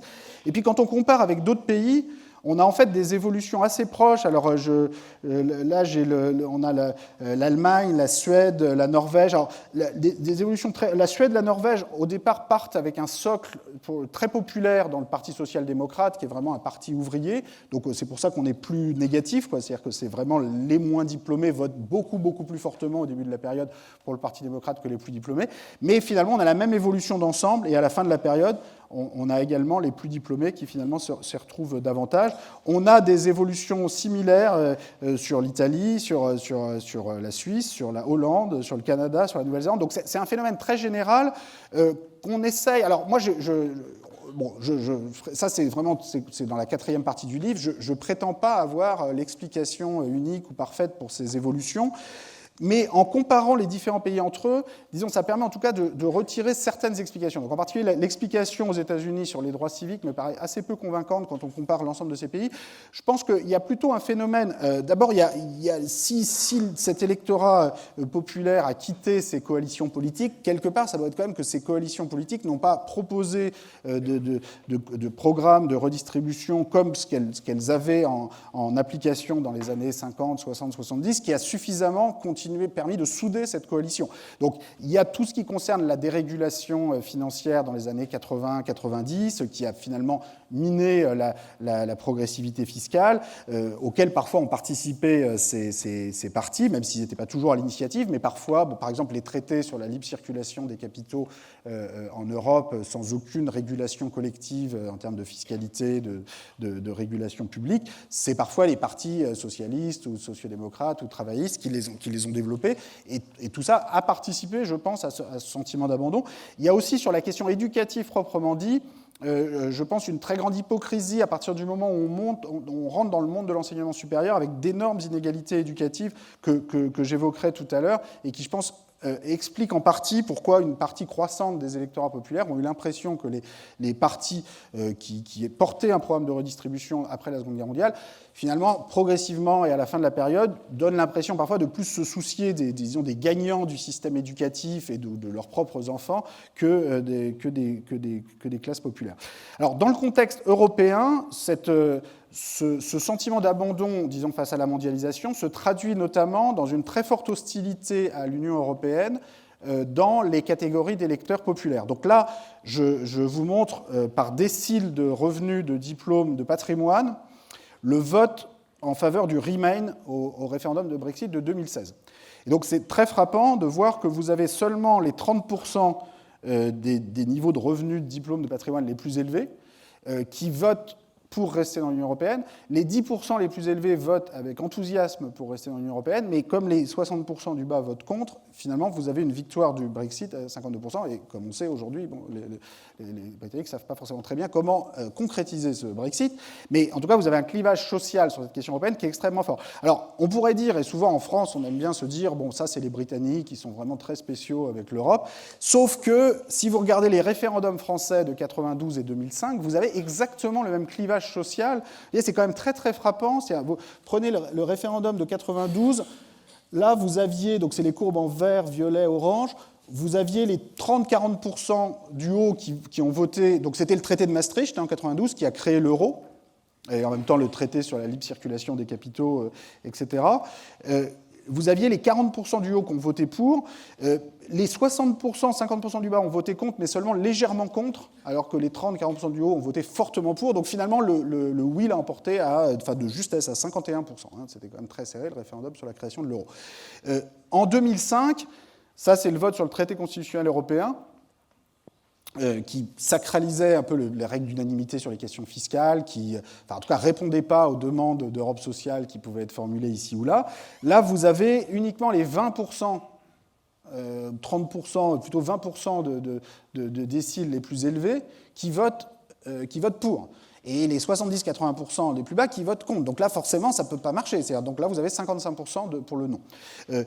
Je pense que ces résultats, il faut quand même les prendre au sérieux. Moi, je précise que j'ai voté oui en 92, en 2005, je suis internationaliste, fédéraliste, enfin, je veux croire dans une forme de social-fédéralisme, c'est-à-dire un fédéralisme au service d'objectifs sociaux, de réduction des inégalités. Mais là, quand on a cette réalité, vous voyez quand même 92, 2005, 2016...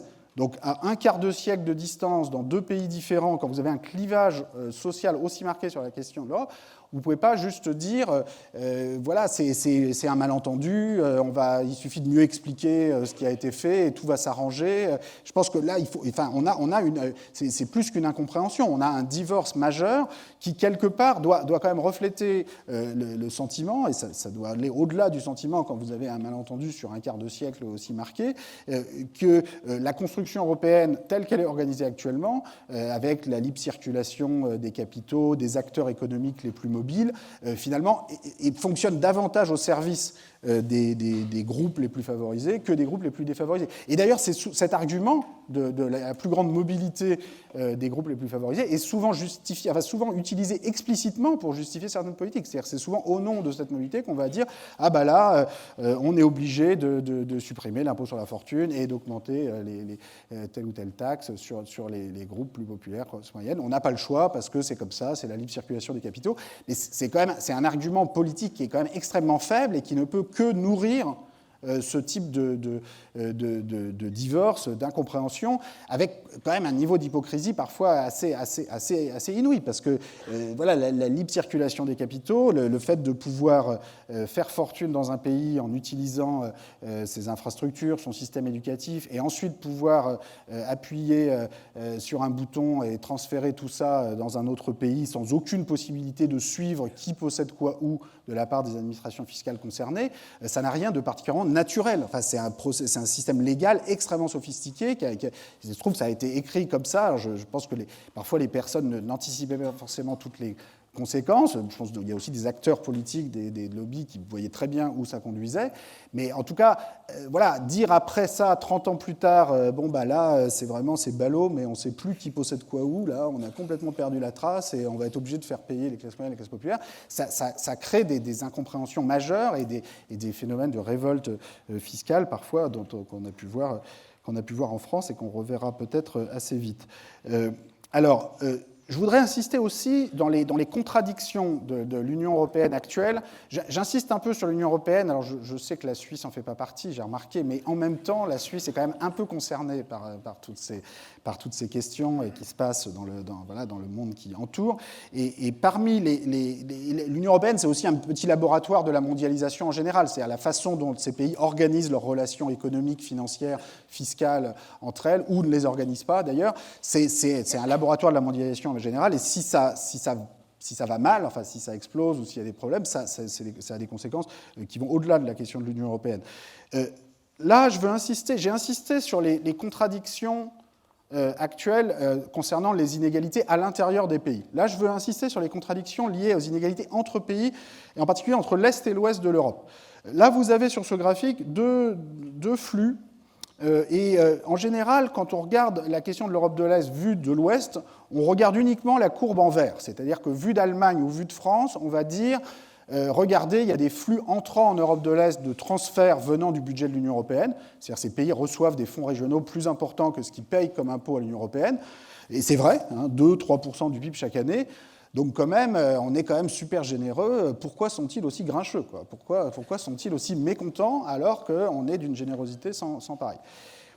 Sauf que, vu d'Europe de l'Est, on a plutôt tendance à avoir la courbe en orange, c'est-à-dire qui est tout aussi vraie que l'autre et qui se trouve être 2-3 fois plus importante d'un point de vue macroéconomique, qui sont les flux privés sortant de profits réalisés par des investisseurs étrangers, notamment des investisseurs allemands et français, qui ont investi en Pologne, en Hongrie, et rapatrient chaque année, aujourd'hui, des profits sortants. Et le flux net de profits sortants va être de 6-7% du PIB. Alors, vous me direz, ces investissements ont aussi permis d'augmenter la productivité, donc potentiellement, tout ça, c'est un jeu gagnant-gagnant pour tout le monde. Sauf que, vu d'Europe de l'Est, on a l'impression qu'il y a quand même certains gagnants qui ont particulièrement gagné. Et parce que pour avoir des niveaux de profit comme ça veut dire quoi ? Ça veut dire que le niveau des salaires n'est pas très élevé dans ces pays-là. Et ça, tout le monde le voit en Europe de l'Est, c'est-à-dire que c'est une source de mécontentement important, forcément. En Pologne, en Hongrie, on voit les salaires de l'autre côté de la frontière allemande. Et donc, quand on explique quand même, on vous envoie tous ces transferts publics, et les gens voient très bien que tout ça a beaucoup bénéficié aussi à des acteurs venus de l'Ouest. Et donc, là, il y a une incompréhension. Alors, vu de France ou d'Allemagne, on va avoir tendance à dire écoutez, le niveau des profits et des salaires, nous, on n'y peut rien, c'est le marché, hein, c'est la concurrence libre et non faussée, ça tombe comme ça, c'est juste et bon, et il faut uniquement regarder les transferts publics qui arrivent après le marché et qui, eux, sont un acte de générosité de la part des gagnants du marché. Alors ça, ce discours consistant à naturaliser les forces de marché est évidemment très tentant pour les gagnants du marché en général. Sauf que en fait, on sait qu'il n'y a rien de particulièrement naturel dans ces forces de marché. C'est-à-dire que le niveau des salaires et des profits, il va dépendre du système légal, social, du droit syndical, de la capacité de négociation salariale, de l'existence d'harmonisation ou pas sociale, salariale en Europe. Et donc, voilà, on ne peut pas organiser une grande communauté de politique, une grande communauté humaine, que ce soit à l'intérieur d'un pays, a fortiori à la dimension de l'Union européenne ou à la dimension de l'économie monde, uniquement sur les relations de marché et sur l'idée que voilà, on fait un petit peu de redistribution après coup et hop, tout ça va s'arranger, quoi. On est obligé de prendre plus au sérieux les systèmes légaux, sociaux, qui contribuent à déterminer l'équilibre de marché avant même toute redistribution. Sinon, on a des incompréhensions voilà, où chaque partie de l'Europe va regarder plutôt cette courbe ou cette autre courbe, et les deux sont vrais, mais voilà, il faut réussir à mettre les choses ensemble. On a le même type d'incompréhension entre le nord et le sud de la zone euro sur la question de la dette publique et des taux d'intérêt. Là, vous avez l'évolution du taux d'intérêt à 10 ans sur les différentes obligations, les principales obligations de la zone euro. Donc vous voyez qu'entre 2002 et 2009, tous les pays de la zone euro avaient le même taux d'intérêt, ce qui, dans le fond, est assez normal pour une union monétaire. C'est-à-dire que si vous avez la même monnaie et que vous pensez que l'union monétaire va continuer, que personne ne va sortir, que tout le monde va rembourser sa dette, il y a la même inflation moyenne, en moyenne, en tout cas dans la zone euro, par définition, et donc prêter à l'un ou l'autre, normalement, devrait vous donner le même taux d'intérêt. Puis à partir de 2009, à partir de la crise financière, vous allez avoir une divergence complète des taux d'intérêt, qui est d'ailleurs alimentée en grande partie au début par les autorités publiques européennes, puisque fin 2009, le président de la Banque centrale européenne, français d'ailleurs, dit publiquement si la Grèce se fait dégrader par les agences de notation, nous, on arrêtera de prendre en pension des bons du Trésor grec. Alors là, les marchés financiers s'en donnent à cœur joie, ça part dans tous les sens. À la fin de la période, la Banque centrale européenne essaye de calme le jeu, mais on continue d'avoir des incompréhensions majeures sur la lecture rétrospective de ces événements. C'est-à-dire que, vu de France et d'Allemagne, là encore, on a tendance à dire, un peu comme avec l'Europe de l'Est, écoutez, vous, la Grèce, vous vous apprêtiez à vous prendre 10% de taux d'intérêt sur les marchés, et on vous a reprêté à 3 ou 4 ou 5% de l'argent que nous, on a emprunté à 0 ou 1%. Donc, regardez comme on est généreux quand même, parce que alors, vu de la Grèce, on voit les choses complètement différemment. On va se dire, mais attendez, vous avez fait surtout une super marche financière sur notre dos. Donc là, à nouveau, les deux points de vue sont vrais. Tout dépend quel est votre référentiel. C'est-à-dire, est-ce que vous pensez que le prix de marché, donc en l'occurrence le taux d'intérêt fixé par les marchés, c'est référentiel, voilà, c'est la discipline de marché, c'est juste et bon, et il faut se situer par rapport à ça, et toute déviation par rapport à ça est un acte de générosité de la part des vainqueurs du marché, de nouveau. Soit vous dites, ce qui serait plutôt le point de vue des Grecs, et qui serait aussi plutôt mon point de vue en l'occurrence, c'est de dire, écoutez, ce marché-là, c'est un marché qui n'est pas particulièrement juste et bon, qui est, comme beaucoup de marchés, complètement spéculatif, c'est-à-dire que derrière ces courbes-là, vous avez des jeunes traders qui arrivent le matin, qui se disent, bon, quel prix je vais mettre sur la Grèce, le Portugal, bon, voilà, quelle est la probabilité de sortie. Voilà, même avec 10 thèses de sciences politiques, personne ne sait quelle est la probabilité de sortie d'un pays à l'horizon de 2 ans, 3 ans. Donc les types, voilà, ils font ce qu'ils peuvent, et voilà ce que ça donne. Et donc vous pouvez aussi conclure que ça, la discipline de marché, enfin, pour finir, tout ça nuit à l'ensemble de la zone euro. C'est-à-dire que même du point de vue des épargnants allemands ou hollandais, le fait d'avoir toute cette longue stagnation dans la zone euro, ces taux d'intérêt à 0%, etc., c'est pas particulièrement positif. Et les États-Unis, finalement, sont mieux sortis de la crise de 2008 que l'Europe, en partie parce qu'ils ont un système institutionnel, bon, qui est pas loin d'être parfait, mais qui est quand même un peu moins défaillant qu'en Union européenne. C'est-à-dire que si la Federal Reserve devait choisir entre le taux d'intérêt de la Californie, de la Louisiane, de New York tous les matins. Enfin, ce serait un bazar invraisemblable et il serait dans la même panade que la zone euro. Donc, disons, la conclusion de ça, plutôt que de se reposer sur la discipline de marché des taux d'intérêt, moi, je pense, c'est plutôt de dire, bon, à partir du moment où vous avez une monnaie unique, il faut aussi un taux d'intérêt unique, c'est-à-dire une dette publique commune, comme au niveau de la dette fédérale américaine, ce qui veut dire une assemblée de la zone euro aussi qui décide du niveau du déficit, qui décide du niveau du déficit commun, qui décide d'un budget commun. Alors, ça fait peur, ce passage par la démocratie fait peur à certains pays, mais en même temps, à la fin des fins, ce qu'on obtient en échange du fait de cette peur de la démocratie n'est pas du tout satisfaisant. Alors, il y a des réponses institutionnelles qui ont émergé. Je regarde Bruno qui me dit que je suis déjà très avancé et je pense qu'effectivement, je vais tâcher d'accélérer. Alors, juste pour dire qu'il y a des réponses institutionnelles qui ont été données ces 10 dernières années. Donc il y a des réponses aux crises, mais qui ne sont pas complètement satisfaisantes. Donc la réponse notamment qui a été donnée à la fois en Europe et aux États-Unis, c'est la création monétaire. Donc là, vous avez l'évolution de la taille de bilan des banques centrales d'Europe et aux États-Unis, qui ont retrouvé des niveaux qu'on avait déjà vus dans le passé au moment de la Première et la Deuxième Guerre mondiale, mais ça donne quand même une idée de l'ampleur du choc créé par la crise de 2008. Ça a permis de calmer les faillites bancaires, de sauver les banques et les banquiers, mais ça n'a pas forcément réglé les problèmes structurels, et en même temps, ça a complètement transformé les perceptions aujourd'hui de ce qu'on peut faire. C'est-à-dire que beaucoup de personnes aujourd'hui, voyant cette énorme création monétaire, vont dire bon, on va faire la même chose pour régler, pour financer le changement climatique, pour financer l'investissement en éducation. Et je pense que la monnaie peut être une partie de la solution, à condition tout de même de mettre la monnaie au service d'un projet où il y a des budgets, il y a des impôts progressifs sur les revenus, sur les patrimoines, il y a des assemblées parlementaires. Parce que là, pour finir, en 10 ans, le conseil d'administration de la Banque centrale européenne, à huis clos, a créé 30% de PIB. On est passé de 10% à 40% du PIB en bilan de la taille de la zone euro. Donc 3% de création monétaire additionnelle, 3% de PIB de création monétaire additionnelle chaque année pendant 10 ans, ça fait quand même 3 fois plus d'argent que tout le budget de l'Union européenne. C'est-à-dire le budget de l'Union européenne, c'est 1% du PIB, et ça regroupe la politique agricole commune, Erasmus, les fonds structurels, c'est voté par le Parlement, le Conseil des chefs d'État, enfin c'est une architecture extrêmement complexe. Et là, à huis clos, nos amis du conseil d'administration de la BCE, en appuyant sur un bouton, ont créé 3 fois plus de ressources chaque année pendant 10 ans. Donc ça a un peu fait tourner les têtes. C'est-à-dire maintenant, beaucoup de gens se disent, mais finalement, moi je me souviens quand on a sorti nos propositions qui allaient plutôt dans le sens du social fédéraliste, avec une assemblée pour créer des impôts progressifs, un budget, et dont je parle dans le livre, beaucoup de réactions étaient de dire, c'est sympa ton truc, mais c'est quand même très compliqué ton histoire d'assemblée et d'impôts, il suffit de créer de la monnaie, regarde, c'est ce qui a été fait pour sauver les banquiers. Donc arrêtez de nous embêter avec tout ça. Et c'est une tentation qu'on voit aussi dans le débat américain actuel, mais auquel il faut répondre. C'est-à-dire, je pense que la monnaie peut faire partie de la solution, à condition que ce soit dans un cadre plus large. En tout cas, la réponse officielle donnée actuellement, qui est de dire on l'a fait pour les banques, mais on le fera plus jamais pour rien du tout, et d'ailleurs on ne peut rien faire d'autre que ça, que sauver les banques, c'est une réponse très faible et qui va pas tenir très longtemps. Dans d'autres pays, et là je mentionne la Suisse, le bilan de la Banque centrale a atteint 100% du PIB, donc la Banque centrale européenne pourrait encore multiplier par 3, alors évidemment c'est très, très particulier, parce qu'il y avait cette demande de francs suisses venant du reste du monde qui a conduit à faire ce choix. On peut en reparler tout à l'heure, et de ce qui se passerait si la Banque centrale européenne faisait la même chose. Mais dans l'absolu, ça peut aller très loin de créer de la monnaie en appuyant sur un bouton. Alors, je conclus en évoquant des pistes pour la suite, et je pourrais répondre dans les questions pour approfondir ces questions.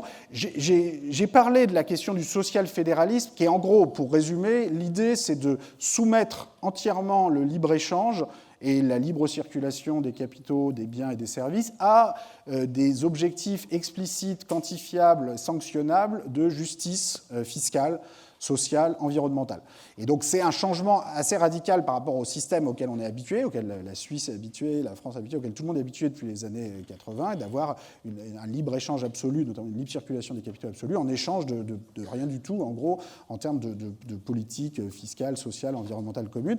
Mais je pense qu'on est là un peu à la fin du cycle de ce type de traité organisant les relations entre États, et qu'il faut réfléchir au système suivant, qui peuvent commencer avec un petit nombre de pays, avant idéalement de s'étendre, mais en tout cas, il faut y réfléchir. Les deux autres pistes importantes que j'évoque dans le livre, c'est toute la question de la justice éducative, Et puis la question de la propriété sociale et temporaire. Propriété sociale, c'est notamment approfondir tous les mécanismes de partage du pouvoir entre les salariés et les actionnaires. J'ai mentionné le cas de la cogestion tout à l'heure. Et puis la question de l'impôt progressif sur les successions, la propriété, avec la possibilité de diffuser davantage le patrimoine. Là, 120 000 euros, ça correspond actuellement au patrimoine médian en France, ça va être 110 000 euros par adulte. Donc c'est, disons, toute la moitié la plus basse de la population qui n'a pas vraiment accès à la propriété et qui, dans le système que je propose, pourrait accéder à la propriété. Je vais m'arrêter là et je suis très content de répondre à vos questions et merci beaucoup pour votre attention.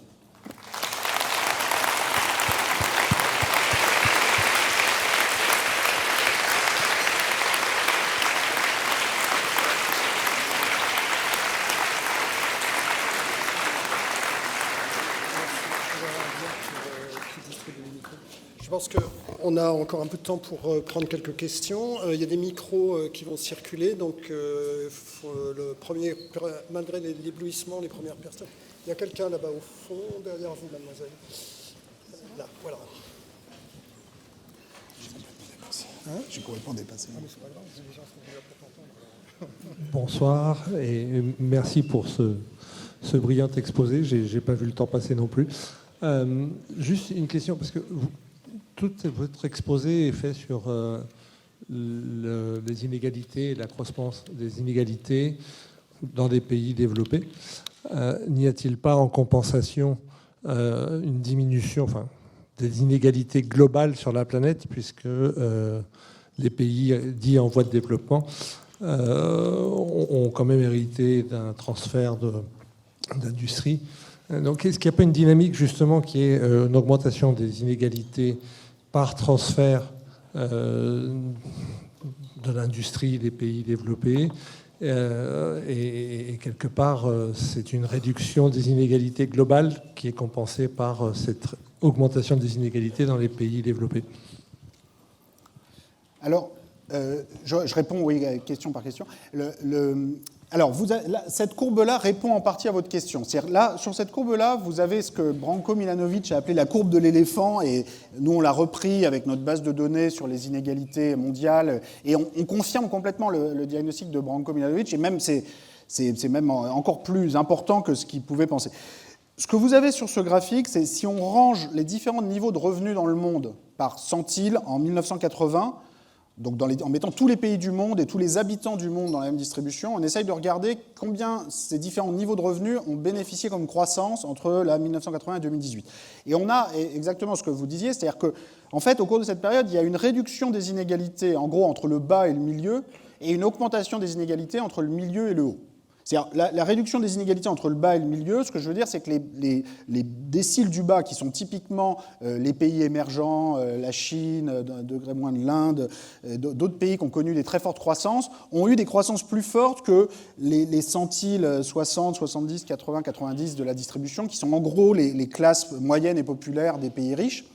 Donc là, vous avez une réduction des inégalités. Et puis tout en haut, vous avez une très forte progression des inégalités qui concerne les plus hauts revenus des pays riches, mais aussi les plus hauts revenus des pays émergents, pour certains.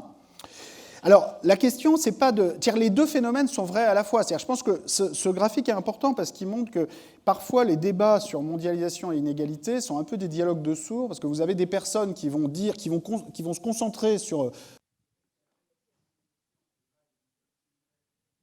et d'autres qui vont se concentrer uniquement sur la montée des inégalités entre le milieu et le haut, qui est aussi une réalité. Mais en fait, les deux sont des réalités. C'est-à-dire, les deux font partie de notre même histoire commune. Et la question, c'est est-ce qu'on peut faire mieux que ça? C'est-à-dire que le fait qu'il y ait eu cette très forte croissance des pays émergents, c'est très positif, c'est très bien. Est-ce que pour autant... c'est nécessaire d'avoir une telle croissance des inégalités en haut, c'est pas sûr, d'autant plus que les montants sont quand même frappants. C'est-à-dire que là, j'ai indiqué les montants, c'est-à-dire si on regarde en termes de masse de revenus, les 1% des plus hauts de la planète ont capté, en termes de part dans la croissance macroéconomique mondiale depuis 1980, 27% du total, c'est-à-dire plus de deux fois plus que ce qu'ont capté les 50% du bas. Donc, jusqu'où il faut aller? C'est-à-dire que, vous voyez, c'est pas du tout symbolique. C'est-à-dire, on est sur des masses qui sont considérables. Ça veut dire que la réduction de la pauvreté dans le monde pourrait être beaucoup plus rapide si on n'avait pas cette captation en haut.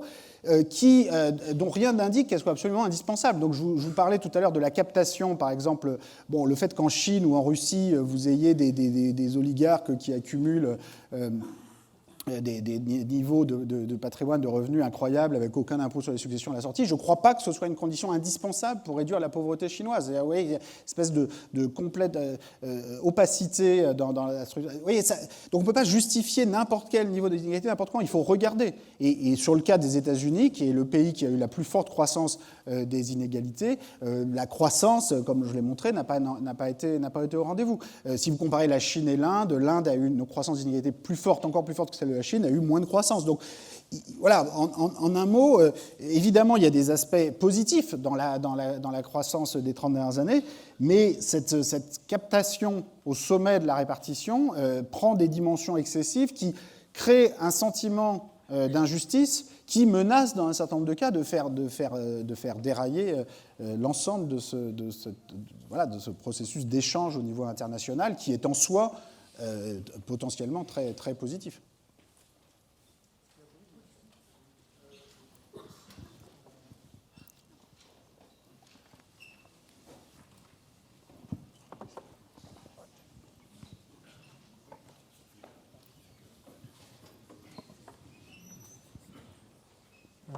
Est-ce qu'il y a des résistances à la redistribution en raison de l'idée qu'on se fait de la redistribution, de l'usage qui en est fait?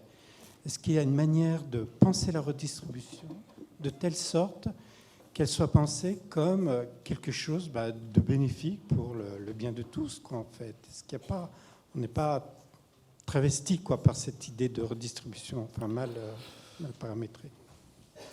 Alors, je pense que on a besoin d'inventer des formes d'appropriation citoyenne de comment fonctionne la redistribution, de ce que fait l'État social, qui jusqu'ici ont été insuffisantes. Et c'est normal. Enfin, à partir du moment où l'État social atteint des proportions, souvenez-vous le graphique que je montrais au début, c'est-à-dire à partir du moment où le niveau total de dépenses atteint la 47% en moyenne du revenu national, avec des masses énormes, c'est normal qu'il y ait une remise en cause de ce système, en tout cas qu'il y ait une demande de transparence très forte. Et cette demande de transparence, d'appropriation, où que chacun comprenne quel est son droit à l'éducation, son droit à la santé, son droit à la retraite, son droit, c'est parfois très, très, très, très, très opaque et mal conçu. Enfin, en France, le système d'assurance santé, qui est universel en principe, est parfois extrêmement complexe pour s'y retrouver dans les remboursements. Le système de retraite pour être plus simple. Le système éducatif est censé être égalitaire, public, et en fait en lui des inégalités invraisemblables avec des investissements publics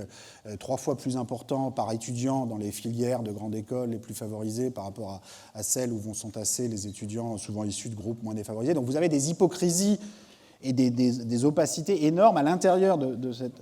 Et donc, oui, on a besoin de plus de transparence. On peut aussi imaginer des formes de participation démocratique. Alors, je ne dis pas qu'il faut voter chaque année sur l'allocation de l'ensemble de ces budgets, etc. Mais on peut quand même faire mieux que le bulletin de vote tous les 5 ans et de délégation à des majorités.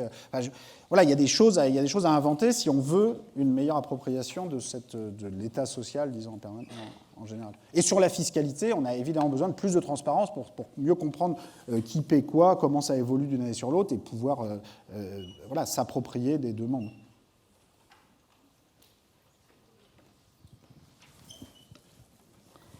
Thank you. I know that Geneva is an international Nobel Prize-winning university, so I ask my question in English and you can answer it in French. Could you make some observations about transformation of developed economies from manufacturing to services and gig economies, Uber, Airbnb, and so on? Will that exacerbate inequalities or no? Je réponds en anglais plutôt, Bruno? En français. Ah bon, d'accord. Pas de problème.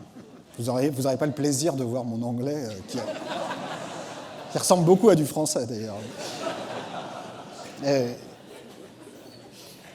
Non, mais c'est un enjeu majeur de savoir comment on redéfinit les statuts face au travail et les statuts salariaux dans une économie de services qui cherche à imposer une précarisation du travail. Mais là, je dirais, il y a des solutions, quoi. C'est-à-dire qu'on peut décider de requalifier en relation de travail, en relation salariale, lorsqu'on a un donneur d'ordre qui de fait devient le donneur d'ordre unique sur beaucoup de travailleurs soi-disant indépendants. Donc là, il y a eu une défaillance pour le coup des États et du système légal, et les choses sont peut-être en train de changer. C'est-à-dire, par exemple, aux États-Unis, je trouve ça intéressant de voir que là où l'État fédéral a abandonné le terrain sur le salaire minimum, sur le droit du travail, il peut y avoir au niveau des États, par exemple en Californie récemment, mais plus généralement, une demande, voilà, de reprise de contrôle du système avec des augmentations importantes de salaire minimum, avec des décisions de soumettre les plateformes comme Uber à du droit du travail. Donc là, il faut sortir de ce délire selon lequel le salariat c'est terminé, etc., etc. C'est le salariat qui a permis non seulement la sécurité dans la vie, mais aussi la prospérité à travers la possibilité de s'investir durablement dans une relation de travail, dans l'acquisition de compétences spécifiques qui sont très importantes pour la prospérité d'ensemble. Donc là, il y a eu vraiment un moment idéologique anti-salariat qui, je pense, qu'il faut aujourd'hui dépasser.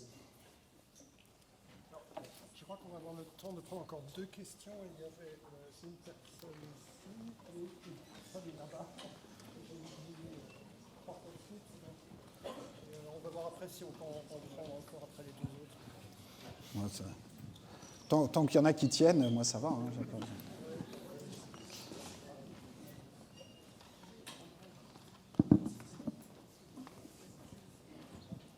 Quelle serait pour vous la mesure la plus efficace, l'héritage pour tous ou la mise en place du revenu universel ? Moi, j'insiste plus sur l'héritage pour tous, là, parce qu'il y a un objectif de diffusion de la propriété qui me semble vraiment essentiel. Le revenu universel, moi, je m'en méfie un petit peu parce que je pense, bon, si on parle vraiment du revenu de base, c'est-à-dire le fait que tout le monde ait un revenu minimum, 500 €, 600, 800 € par mois, après, bon, on peut discuter suivant les pays, les moments, ça, c'est évidemment très important et ça pourrait être beaucoup plus automatique dans le mode de versement que ça l'est actuellement. Et il faut faire la jonction avec les bas salaires pour augmenter le salaire reçu sur le bulletin de paye par toutes les personnes qui ont un travail morcelé ou des bas salaires. Et donc, ça revient un complément de revenu de base sur les bas salaires.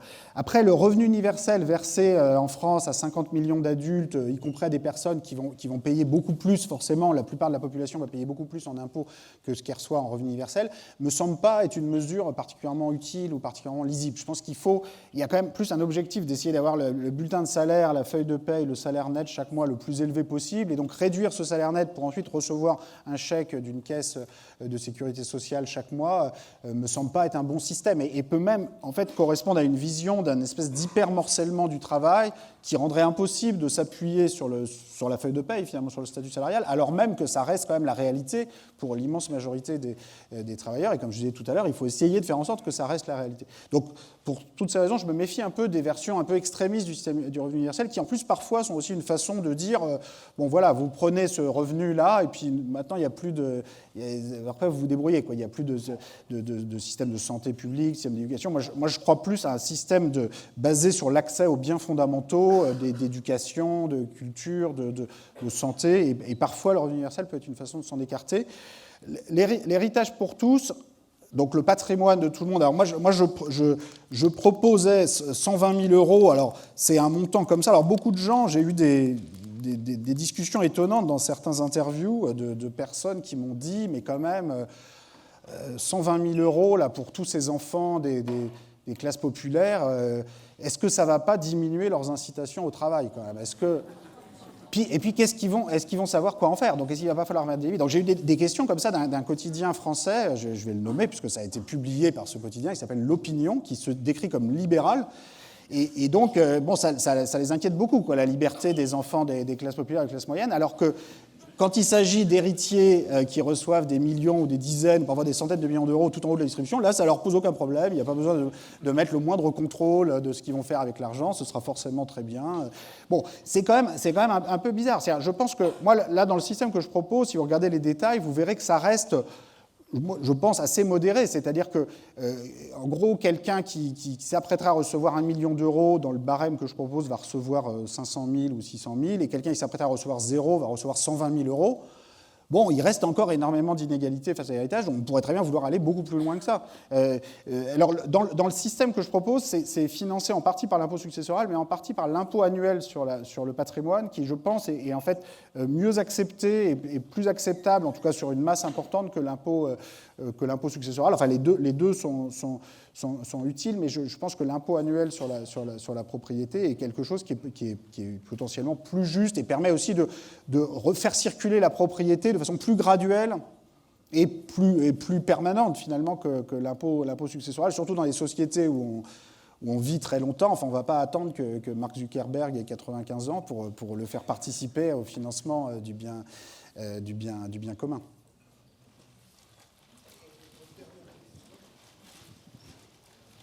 Bonsoir Monsieur Piketty, merci beaucoup pour cette conférence, c'était très enrichissant. Il a fallu s'accrocher, mais c'était très intéressant. Écoutez, je me permets de vous poser une question parce que donc c'est un sujet qui est très important, notamment dans cette époque, mais c'est pas ressorti dans votre présentation, c'est pour ça que je me permets de vous la poser. On s'aperçoit qu'à partir des années 60-70, on a eu en fait, avec l'accroissement des fonctions de l'État social, qui a permis par conséquent aux enfants de la classe laborieuse d'accéder à la mobilité sociale, on est en quelque sorte sorti du clivage entre les capitalistes et le prolétariat, et on se rend compte qu'en fait le débat sur les inégalités socio-économiques se sont en quelque sorte genrés et se sont également ethnicisés. Alors, par rapport à ça, comment est-ce que vous vous positionnez sur ces sujets-là, et est-ce que vous préconisez des solutions en fonction des catégories ethno-sociales pour réduire ces inégalités socio-économiques macro-sociétales, du moins en Europe? Alors, au même moment où il y a l'abandon d'un certain programme de redistribution à partir des années 80-90, c'est vrai que les sociétés européennes sont devenues des sociétés beaucoup plus diverses dans les origines que ce qu'elles n'ont jamais été auparavant. Ce qui en soi est une excellente chose, mais ce qui, comme vous le savez, a été exploité par un certain nombre de forces politiques pour essayer de transformer une partie des populations en bouc émissaire de tous les problèmes. Et c'est vrai que ça a pris des proportions, et ça prend aujourd'hui des proportions dans mon pays, en France, mais ailleurs, aussi en Europe et en Suisse aussi, je le sais, qui sont extrêmement inquiétantes. Moi, ce qui me paraît important, dans, par exemple, les débats qu'il y a eu en France sur les questions de foulard ou les questions d'islam, par exemple, c'est de remettre toujours le débat sur les questions de justice économique et de justice sociale. Donc, en particulier, il y a clairement, en France au moins, et je pense que ça va au-delà de la France, un problème de discrimination sur les personnes qui n'ont pas les bons prénoms ou les bons noms, pour dire les choses simplement. Donc il y a beaucoup d'études en France où on voit très clairement, vous avez le même niveau de diplôme, exactement dans la même école, le même CV, enfin il y a plein d'études avec des CV anonymes, vous avez un prénom ou un nom arabo-musulman, vous n'avez aucun entretien d'embauche, quoi. Vous avez 10 fois moins d'entretien d'embauche que celui qui a le bon nom et le bon prénom. Donc ça, c'est quelque chose, il faut se donner les moyens d'abord d'observer, d'objectiver ce phénomène, c'est-à-dire d'avoir un observatoire public permettant d'observer l'évolution de ces pratiques discriminatoires et de se donner ensuite des moyens en termes de sanctions juridictionnelles, de poursuites permettant d'y mettre fin. Donc je pense que c'est très important de mettre le débat sur ce terrain-là et en même temps d'avoir aussi une ambition plus générale de réduction des inégalités au niveau des inégalités de propriété, j'en parlais là, et au-delà sur la question de la justice éducative sur laquelle je veux dire un mot parce que il y a cette promesse, disons, qui a été faite aux classes populaires d'accéder à l'éducation, d'accéder à l'emploi. Parfois, c'est quand même aussi une immense hypocrisie. C'est-à-dire que là, vous avez aux États-Unis des données qui sont quand même assez étonnantes, qui viennent de travaux de mes amis Rachetti, Emmanuel Saez à Berkeley, qui ont pu appareiller les données de sécurité sociale des étudiants avec les numéros fiscaux des parents. Et vous voyez le percentile de revenu parental par rapport à la probabilité d'accès à l'enseignement supérieur, vous avez quasiment la première bisectrice allant de 0 à 100%. Alors pas exactement, parce que quand vos parents sont pauvres, vous avez quand même 25% de chance, et quand vos parents sont riches, vous avez seulement 95% de chance d'aller à l'université. Et en plus, là, c'est quand vous y allez en haut, vous allez à des bien meilleures universités qu'en bas. Et donc, parfois, ça se conjugue avec des inégalités à la fois raciales, sociales. Mais là, il y a quand même un niveau d'hypocrisie entre un espèce de discours sur la méritocratie, l'égalité d'opportunités, etc., et puis la réalité de ce qu'on a.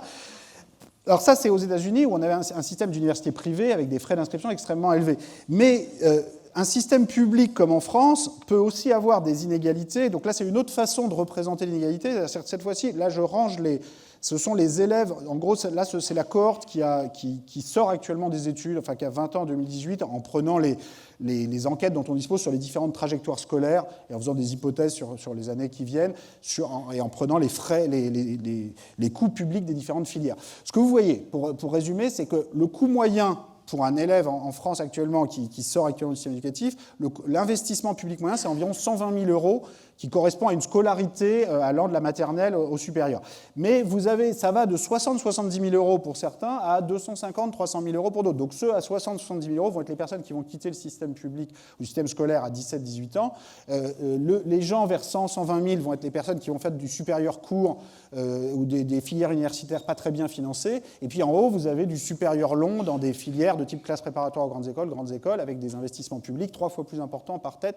Et donc là, vous avez quelque chose où finalement il y a un écart de 200 000 euros d'investissement public reçu entre le bas de la distribution et le haut de la distribution. Et donc là, la promesse d'égalité faite aux classes populaires, enfin, il y a quand même un niveau d'hypocrisie et je dis pas, la question est compliquée, parce que c'est vrai que quand on était à l'époque de l'enseignement primaire ou secondaire, il y avait un programme égalitaire simple qui était de dire on va amener 100% d'une classe d'âge à la fin du primaire, puis 100% d'une classe d'âge à la fin du secondaire.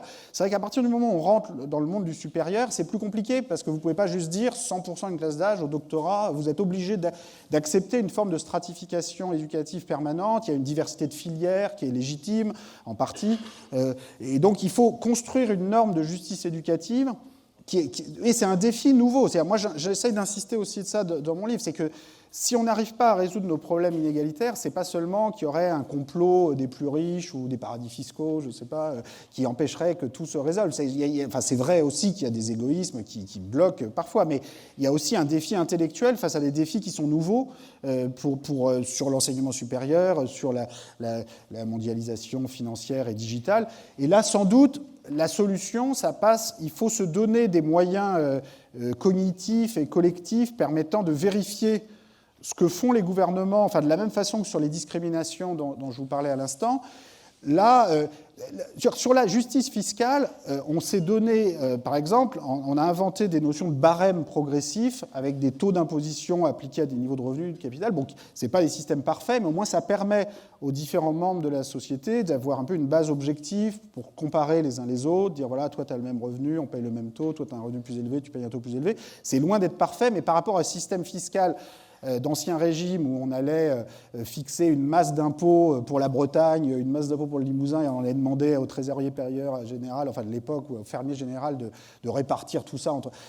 Actuellement, dans l'éducation, je ne dis pas que les inspecteurs de l'éducation nationale, c'est la même chose que les fermiers généraux d'Ancien Régime, mais disons qu'ils bricolent, quoi, pour résumer. C'est-à-dire qu'on a des critères, par exemple, sur les zones d'éducation prioritaires, on va faire du multicritère, on va mettre une petite prime par là, hop, en oubliant complètement qu'au passage, dans les zones d'éducation prioritaire, vous avez 30 ou 40% d'enseignants contractuels, alors que vous en avez 0% dans les centres-villes. Vous n'avez que des enseignants en début de carrière, finalement, beaucoup moins expérimentés, beaucoup moins bien payés par la puissance publique. Et à la fin des fins, je cite des études dans mon bouquin montrant que le salaire moyen par enseignant en France est d'autant plus élevé que le pourcentage d'enfants favorisés est important au niveau de l'école primaire ou du collège ou du lycée. Donc, on bricole. Et il va falloir inventer des normes de justice éducative qui passent forcément par une certaine quantification je ne dis pas que c'est exactement cette courbe qu'il faut suivre, mais il va falloir pouvoir à un moment sortir juste des discours de bonnes intentions et pouvoir mesurer et dire, c'est quoi votre objectif ? Est-ce que ça, c'est le maximum qu'on peut faire ? Est-ce que vous n'auriez pas envie de l'aplatir un peu, cette courbe ? C'est quoi votre objectif dans 5 ans ? Montrez-nous ce que vous avez fait en 5 ans et on va voir si on continue comme ça ou pas. Actuellement, il y a plein de bonnes volontés sur la question de l'égalité face à l'éducation, mais on manque de moyens permettant de s'accrocher à des cibles, des choses vérifiables, sanctionnables, pour faire émerger finalement plus de justice.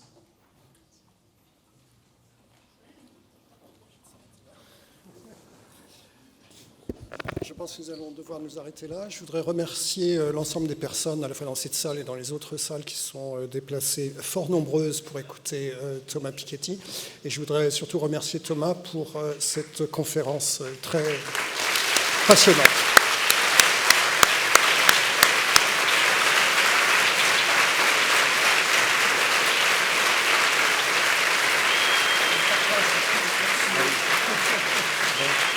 Merci beaucoup.